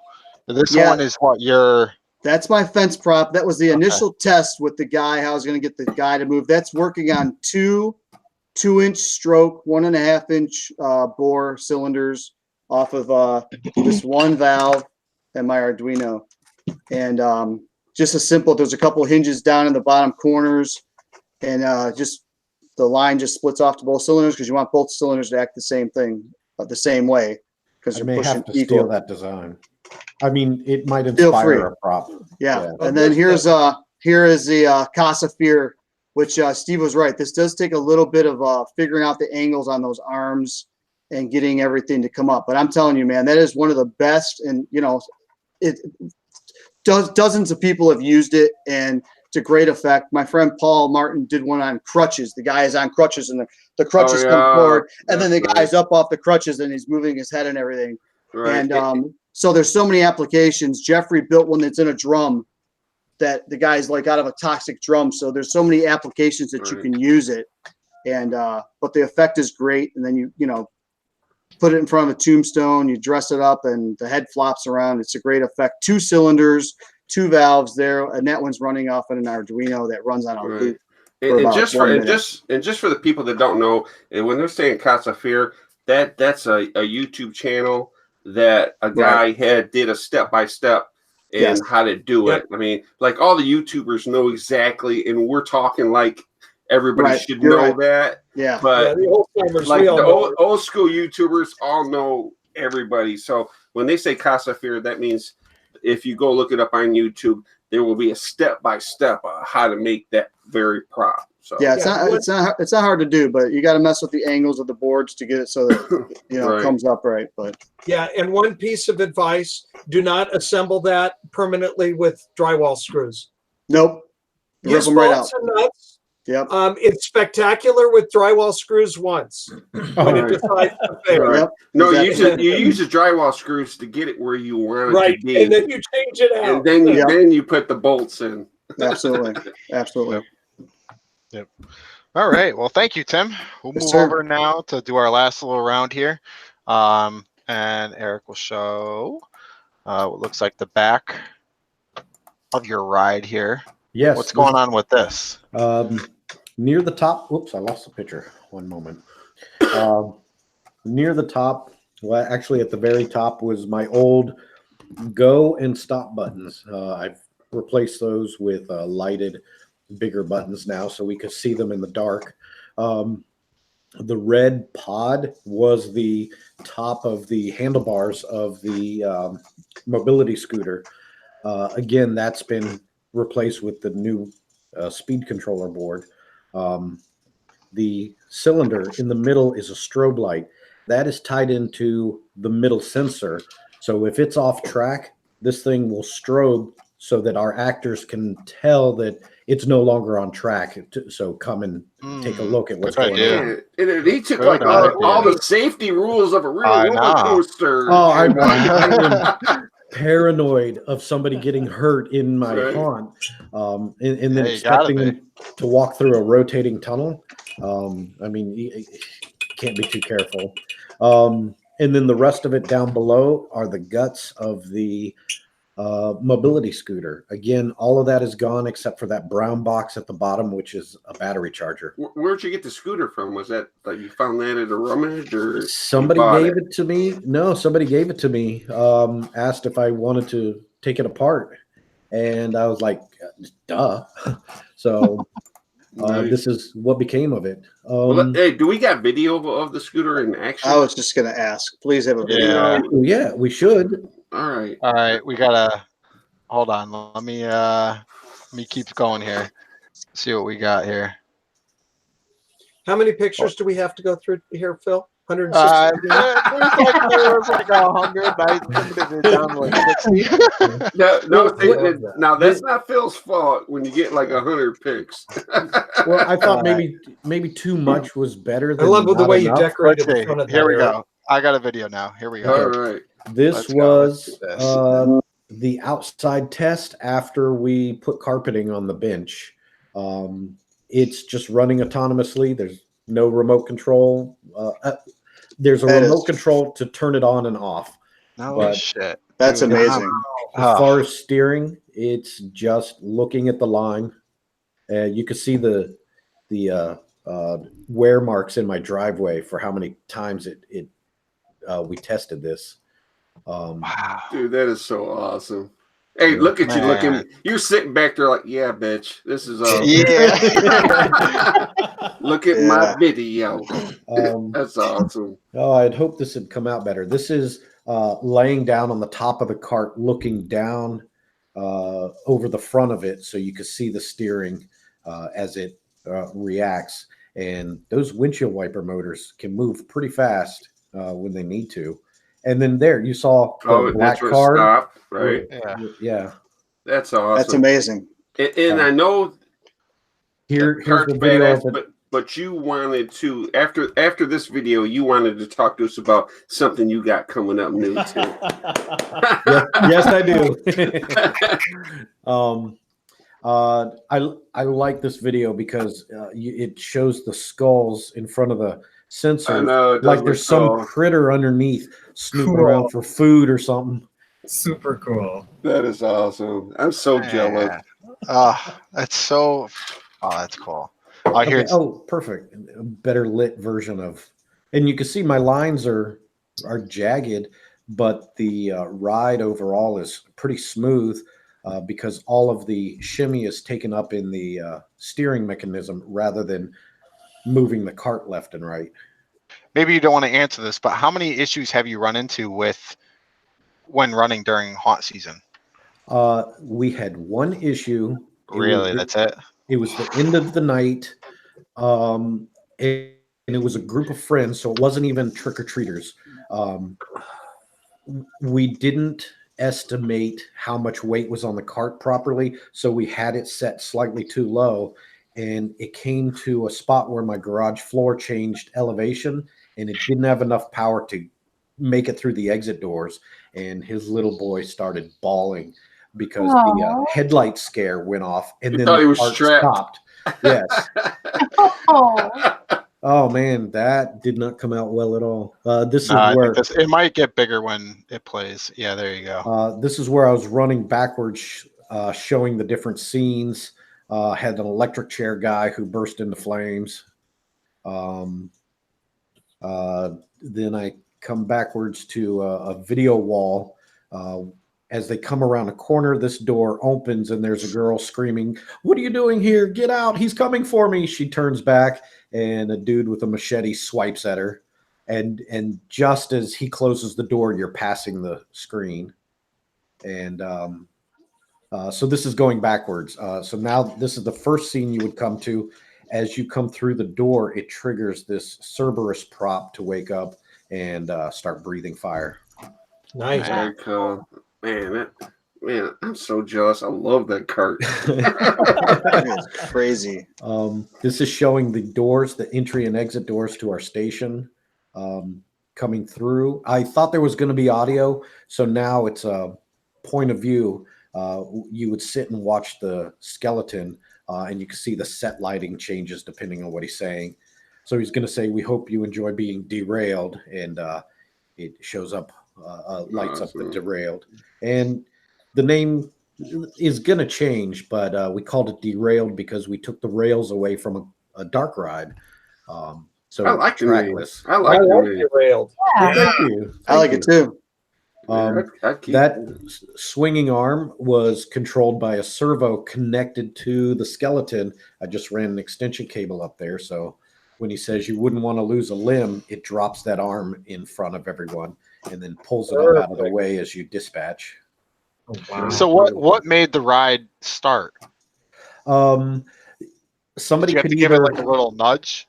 no, someone could either press the he's showing the start okay. and stop button from the that's the skeleton.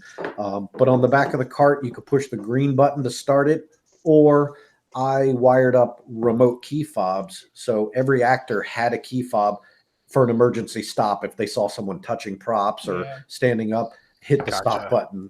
Anyone could stop Jesus, it. man, you thought of everything. Surprisingly, we Oh never my had to use I it know once. it's like a Disney ride. All right, hey, let's see it. Let's see it. Oh, Yeah. it. Yeah. I am working on a fog chiller that does not use ice to cool down the fog. It just uses plain water. I've got it set up behind me. Give me a moment. Let's see. Oh man, I got to bring my own video up. Sorry. Oh, the picture that he just brought up is a long exposure of my tunnel because it just doesn't photo well. So this green bucket, I have the fog running through without it turned on. So the fog is going to come through and you can see it acts like fog. It comes out and it starts to rise. So he's turning on a fan to clear it off. So let me turn this on. And let's see. And there's Okay, no good. ice in this at all. There's no ice. So I'd run the fog through to show you there's no ice. It came out hot and started to rise. And so now it's probably been on long. My fog machine just went into cool down. So you can see some of the residual fog is coming out of it. Of course it went into cool down now. So, Never fails. Never fails. never fail. Well, I know, Phil, you can't see it on video, but his eyes Damn are it, Phil. Always blue ruining and everything. He's rolling his eyes. Yeah, he is. of He's so course. disgusted right now. Yeah. That doesn't look like a fancy fog machine right there either. No, this is a like a $20 department store fog machine. Okay, there we go. We've got That's really the key. fog. So now, oh, no, turn the fan off. I did. Oh, okay. So sorry, the air is still settling around, but as you can see, it comes out and it doesn't float away. Falls So right down. I'm going to do a whole bunch of it. Stop it. Eric's going to disappear. Wow, it's just going straight Nice. down. Wow. Where did Phil go? I don't know where he went. Yes. Oh And so this is just ordinary tap water, and something special I'm working on. I want to make it a smaller box because right now it's this huge green bin. I'd like to make it down about the size of like a lunch cooler. And my goal was Look to at it, just drops right to the ground. Like, Straight down. Yeah. That's crazy. to not So use how that. long will it last? Do you have to like add more water later, or does it last all night like that? That's part of what I'm working on. I've got 2 reservoirs in here that it's continually cycling the water. So the part that needs to be at the right level stays at the right level.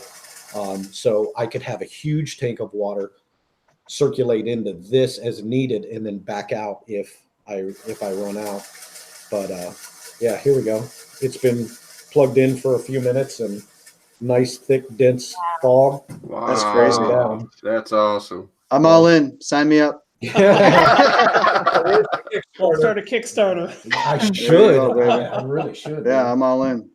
So yeah, that's my secret weapon for the future, because I would love the cart to be able to be floating through a scene. Oh yeah, that would so. Will it still see the reflective tape though? Surprisingly, yes. We've done some cool. tests. It takes a lot to block Not to those see it. sensors, and we found if we drop those tubes closer to the ground, it gives us more visibility in fog. So you say you live in Detroit then? Virginia Beach, Norfolk area, but Closer to me. man, Closer to me.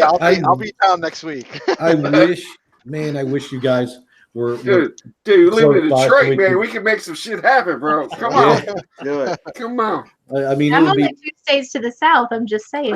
awesome.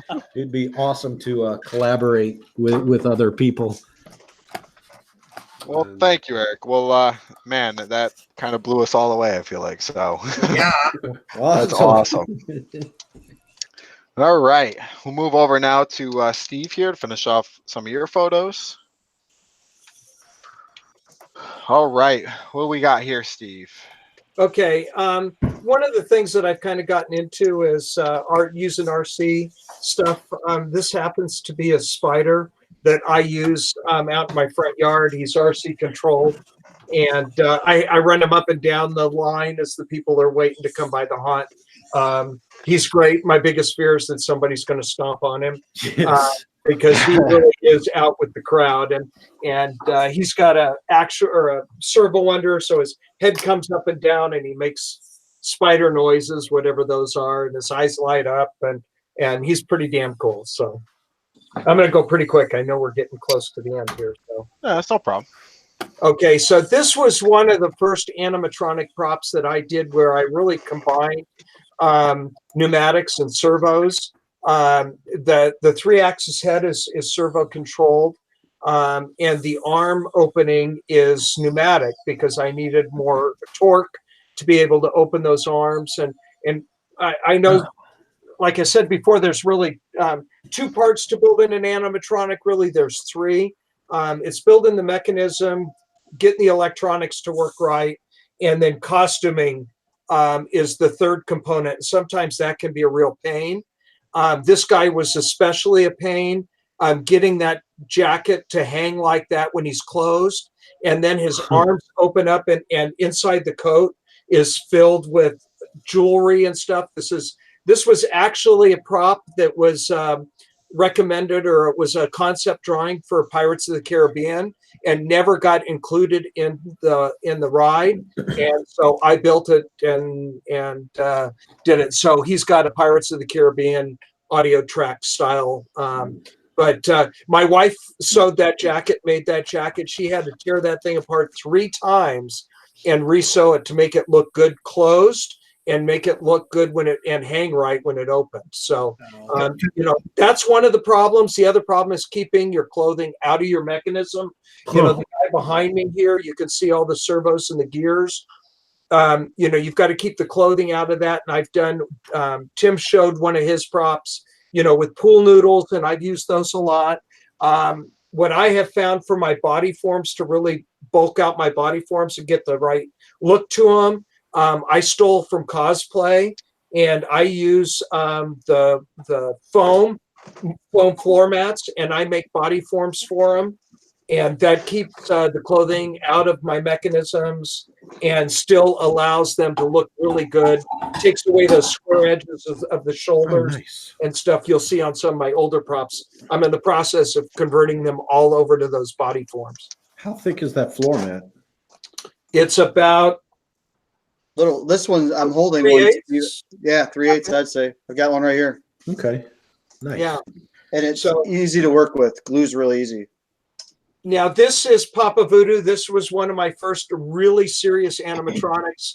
I wrote for a couple articles for Nuts and Bolts magazine, and they approached me in September for an October issue about 4 years ago and said, would you write us an article on a prop? And it's like, well, I really don't have anything new, so I'll build something new. Well, this guy, from concept, from the day I agreed to build him to the day I submitted the article to Servo magazine to be in their October issue for Halloween, I think I had 41 days. And this was, we developed the puppeteering system we use for all of these props. I had people, Pat Malloy from Canada, who was on the show a few weeks ago, did the audio track from him. I had a friend in North Carolina, did all the headband, the Voodoo stuff. My buddy in Tucson did the puppeteering programming. This was definitely working against a deadline, and he's still one of my favorite props. He is super cool. I think we have a video. Yeah, I was going to say, I think the next video. Yeah, do that. Yep. This is just the beginning of him. And this was with the original programming. He's since been reprogrammed. He's even cooler now. And unfortunately, you can't hear the audio. But his routine, I use a lighting system for my graveyard. I have 16, 18 floods out there. And when this guy goes off, all of the floods in the graveyard go off. I just have some little spots. And his floods come on. So he is the center of attention with a big amp driving his audio. He's pretty impressive. So you can see it on my YouTube channel. This is Big Red.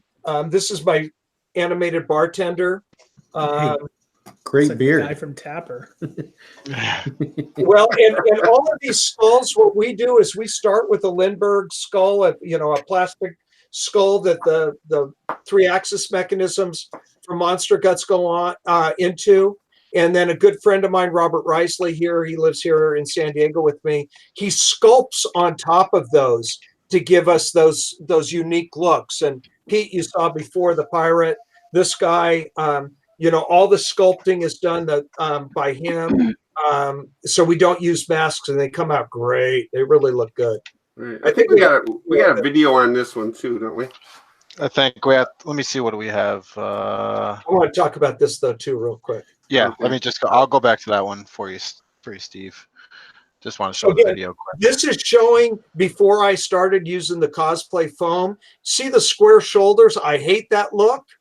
This guy has actually been totally redone. His shoulders have been redone, and now he's got a foam body form in him. So his chest is rounded out. It's more natural looking. He looks a lot cooler. I can still build static props, by the way. See, by that light there. This guy, that uses a stepper motor to run that beer stein down the bar. Runs down a track down the bar. What are you using in his arms, shoulders, and elbows? Is that all servo? Just like the one that's behind me when we go back to the shot of me live. It's the exact same thing. This is Vanna. She comes with me when I travel, when I teach, Trans World or Dallas or whatever. But it shows the exact same mechanisms. Go back. I'm going to go back to this one. Yeah. Now, this is what Big Red started out to be. We were talking about how many pneumatic cylinders and building pneumatic cylinders. I built Big Red entirely pneumatically driven. I spent 40 hours building, machining, getting this to work, and didn't like it. Took it all apart, rebuilt, designed this servo system, And this is what happens sometimes. You build a prop, it works great in your head. It was tricky for what I wanted, and I had to totally scrap it and start over again. So I took this and I built this. Next one. Oh, sorry. Next one, Phil. And this is a zombie guy that now is in my graveyard, and he works great because he's very fast and jerky, and he moves great. But again, you can see partially down there the controller.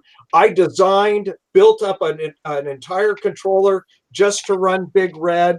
Had circuits programming done. Go to the next one, Phil, if you would. Is that a wheel caster on his left shoulder?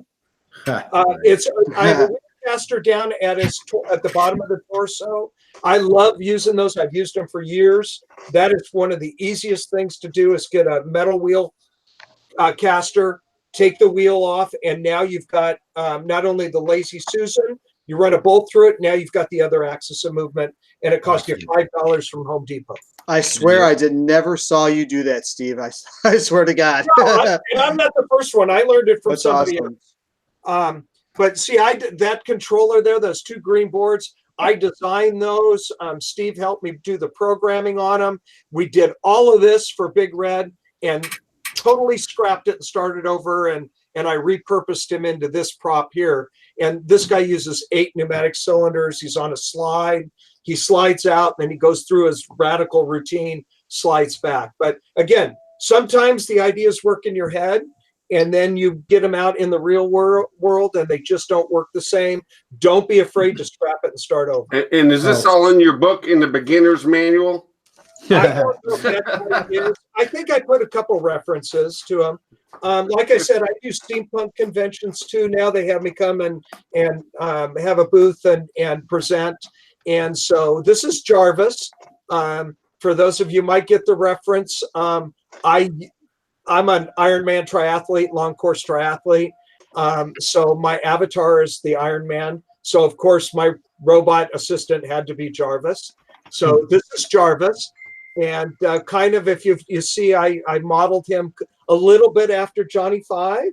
If you know Short Circuit, I'm going into movie references here, but he's really into steampunk design, and he's pretty cool. I really like him. Awesome. Well, That's thank cool. you, Steve. Man, you guys are blowing my mind over here. Like, here I am as an engineer, and I'm still like pondering, like, how the heck did you do that? Like, well, a lot of it I have in my book. I try and share as much of this as I can, and it's on my YouTube channel and Facebook page, and we have the chat on Wednesdays. I'm grateful for all the help that I've gotten over the years from other people online, and all I want to do is be able to share the knowledge and see everybody be able to integrate it into their haunts. Very cool. I mean, it's amazing stuff.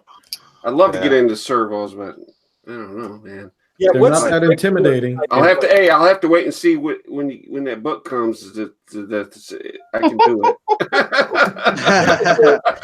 it. all right. Well, we'll move over to Tim now to finish up on his photos here and some videos he has. Yeah, that's the finished. That's the product from the fence prop. The center guy is not animated. He just stands there, kind of draws attention for you to come on in to set the sensor off. So I think there's a video of this one in like not quite in a finished product, but it gets a good effect. There's my Casa Fear groundbreaker there. Yeah, we'll go through these pictures quick, and then we'll pull up your videos here. Okay. I think they're at the end there. So yeah, there's the that is actually non-shield fog also, but yeah, that's the Casa Fear guy. He's on a loop with an Arduino, so every 1 minute he goes through his routine with the sound through some stereo speakers. I may have something to help you with your graveyard fog. Like I said, I'm all in. There's my same fog. There's a wiper motor panning zombie in there. Simple 12-volt wiper motor prop. Very easy. That's an old one. That's the old one. That's old. nothing animated there. And then the first one there in the front's just another wiper motor guy, just kind of swaying back and forth. That was probably second or third animated prop I did, easy with a like I said, $25 Fright Props wiper motor and a 12-volt power supply. More static, I'm guessing. Yeah, more. Yeah. Okay, I think now we have the videos here. Yeah, that's the video of the. There's the neck. Yep, there's the caster right there. So Nice. two 1-inch cylinders, one for the up and head forward and back, and then the other one side to side. It's on a little mock-up there on the device there, but that's actually one of these cylinders here. It's just 1-inch cylinder, I think 9/16 bore, and that's giving me the whole head motion there. Obviously, some of that gets cut away. It's just a mock-up right now, but yeah, the neck's not that long. Tell everybody. No, the neck is not that long. It's not going to be a stretched neck. Don't worry, it'll be finished with the same foam Steve was talking about to finish the shoulders and stuff off. So, and that's how I use the angle iron up there to make my my brackets, drill everything, and craft it all out of either scraps I get from the steel place I go to, or Home Depot for brackets and stuff like that. Like you buy those clevises and they're $6 each, or I can buy a pack of those things for $1, and so for me it works great. So, and then I also taught myself to weld this year too. So just like Eric, Awesome. that really changed the game for me. The base for this prop is all welded, and I'm telling you, man, there's nothing like it. I mean, and then I just went and bought it at Harbor Freight, that $100, 120 amp flux welder. And I'm telling you, man, I'm telling you, for $100 you cannot beat it. It changes everything. It's a game changer. Yeah, here's the little fella. One of his first test runs is my friend Paul back there helping out. I might have to go to the video links here because I think it zoomed in too much when I tried to convert it. All right, let me back out of this and go to. There's a couple pictures of that mechanism in there too with the scissor prop. Like I said, that thing comes out around. I think it covers over 4 feet from the mechanism being closed to the distance it travels. I built a lot of those scissor arms to get that puppy out there. All right, let me see what I can get up here. And that uses yeah, there we go. There's the fence prop, one of the initial test phases there. Oh, it's gonna do something. So here's your fence prop. Yep, that's it. Got the 3 guys, and the guys aren't animated other than that they hold on to the fence. So it adds animation just by them holding on and then bending with the fence, and it's just the fence moves forward, which there it goes. Free movement. Yeah, that's it. Yeah, 2 cylinders moving that whole thing, and those guys are just holding on for their lives. So the one guy's just the arms move, and then the other guy bends at the waist, so he's coming at you too. So you probably got what do you got, like PVC with the oversized like 1 inch and 3/4 on the inside, but pivots forward. Yep. The outside bars are 2-inch, maybe 2.5-inch PVC, and then there is some supporting steel in there to hold everything together so it doesn't twist. And the center bars are wood, and actually the whole fence in my yard breaks down and stores inside of a 55-gallon drum. Not that portion, but the main fence. So yeah, all PVC and wood. You can kind of see there. I think we showed this one already, right? Yeah. So it's got the brackets in the corners to hold it together so it doesn't fly apart. Full Donald Duck there. Yeah. So there he is. Yeah. Okay, here we go. Here's your clown guy. Let's restart him. So he's rolling out. Audio's playing. He pops up at you, and then he's trying to kill you there. No, So that is awesome. That's 2 cylinders on the arm, shoulder up, arm out, and then one to sit him up and down, and then one to pull it back. So very cool. Thank you. That is awesome. You've got a scissor I like how you roll out right here, right, Tim? Say that again. You have a scissor prop behind that. Yes, it's a scissor mechanism. Yeah, you can't see. Yes, there's a there might be a couple of pics added of just the actual mechanism before I after I painted it up and everything before I attached it to it. And yeah, one scissor prop, and then there's actually a small 4-bar, which it's a little bit more advanced pneumatic mechanism, but it's a small 4-bar that lifts him up off of the seat, and that's secured to the back of the tricycle. Got it. Yeah. And then it uses a Peekaboo 4-channel Peekaboo Plus with the motion sensor. So here's a Casafir one right here, right? Yep, that's a Casafir guy. It's 2.5-inch stroke cylinders, and then a bunch of door hinges and some 2x4s, 2 valves. Yeah. Yeah, and the tutorial's really good about how to cut those different boards and get your angles right. Yep, they're very specific on the angles and where to place the bolts and everything to get a natural motion out of them. Actually, I hated them at first because it was so loud. So until I put clothes on them and slowed them down a little bit, I actually, like Steve said, I was ready to scrap it. I was ready to take it apart and just use the parts for something else. But you gotta be patient sometimes. So that's it. You gotta try your hand at it. Try a simple pop up with the pneumatics, 1 cylinder, you never 1 valve. turn back. Never turn back. That's it. You won't, because once you get that great effect and someone really appreciates it and you scare the crap out of somebody with it, you're like, oh, that's it. I got to keep going. I want to try it. Still intimidating, but you know what? You can go on YouTube. Lots of great videos. Fright Props has a great support page that tells you like the basic components you'll need. The compressor. Obviously, you need air. You need a cylinder. You need a valve. You need something to trigger it. But it's not as complicated as it seems, because if it was, honestly, I wouldn't be doing it. So none of us would. And there's some good sites out there too, ain't there, Jamie?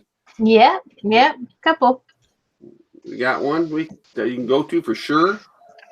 Well, let me think about it. I think HauntersHangout.org would be a good place to start. There you go. Plug. Hey, a lot of tutorials up in there. Yeah, I think one of my over 1,000, I believe. Hey, I think HauntersHangout.org has like the most video tutorials out there. So over 1,000 exactly. You might want to check it out. Yeah, you all need to check it out. Get on it. But well, it's that time of the night now where we gotta end the next episode of Haunters Hangout. But I wanted to thank. I forgot.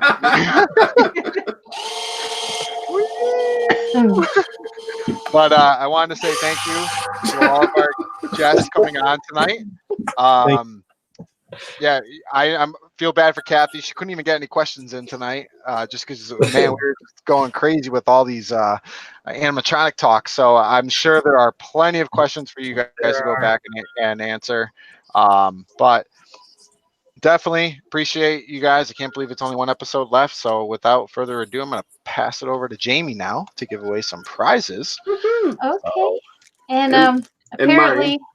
apparently somebody is torturing me tonight because I swear these names. I am so sorry. These are hard names tonight. Okay, so if I butcher your name, please remember I'm giving you free stuff. So, there's that. Okay, so first we're giving away this mask from Face Factory FX, and the winner is Joe Klein.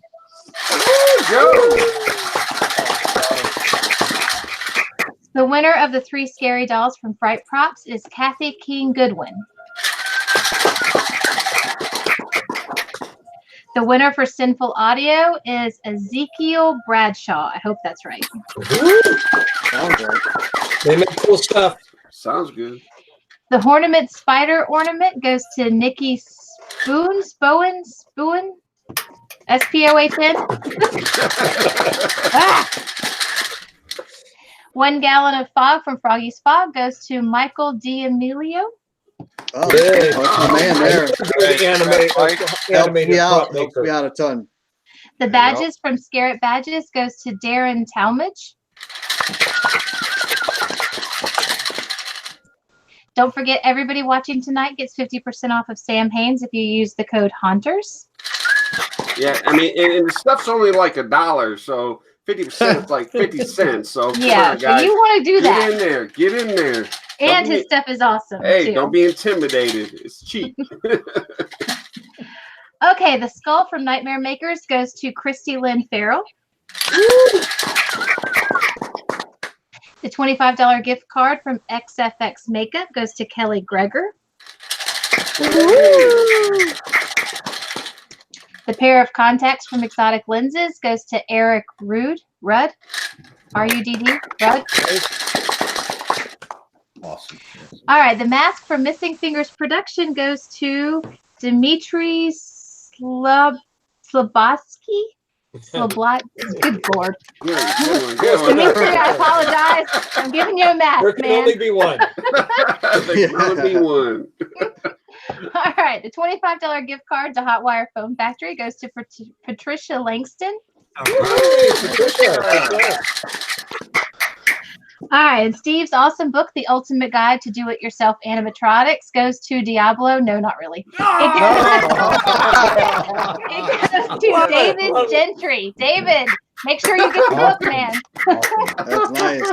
Yeah, David, if you don't do it, Diablo's keeping it. So if you want that autograph, let me know. Hey, I'm not going to remind you either. I will not. Hey, just remember, you guys, you have until the end of tomorrow, 12 o'clock Eastern, to collect your prizes, or you do not get them. Especially Steve's book. You will not get that shit. I'm not reminded you. Why does the email keep getting returned? No. Well, we want to thank you guys for coming on Haunters Hangout. You guys are amazing prop makers. I mean, we've learned a lot. Hey, please go back in the questions and answer all the stuff, and definitely answer all the links that we've been talking to, wanting to know about. And Eric, definitely tell us how you made the fog chiller and for a price, maybe. Right. So, and we want to thank Kathy and Jamie and Phil for all the help they've done all this year. We got one. Give it to them. Yeah. We got one show left. It's going to be the MHC. Win your free passes to get into the show, all kinds of stuff. So don't miss out on that.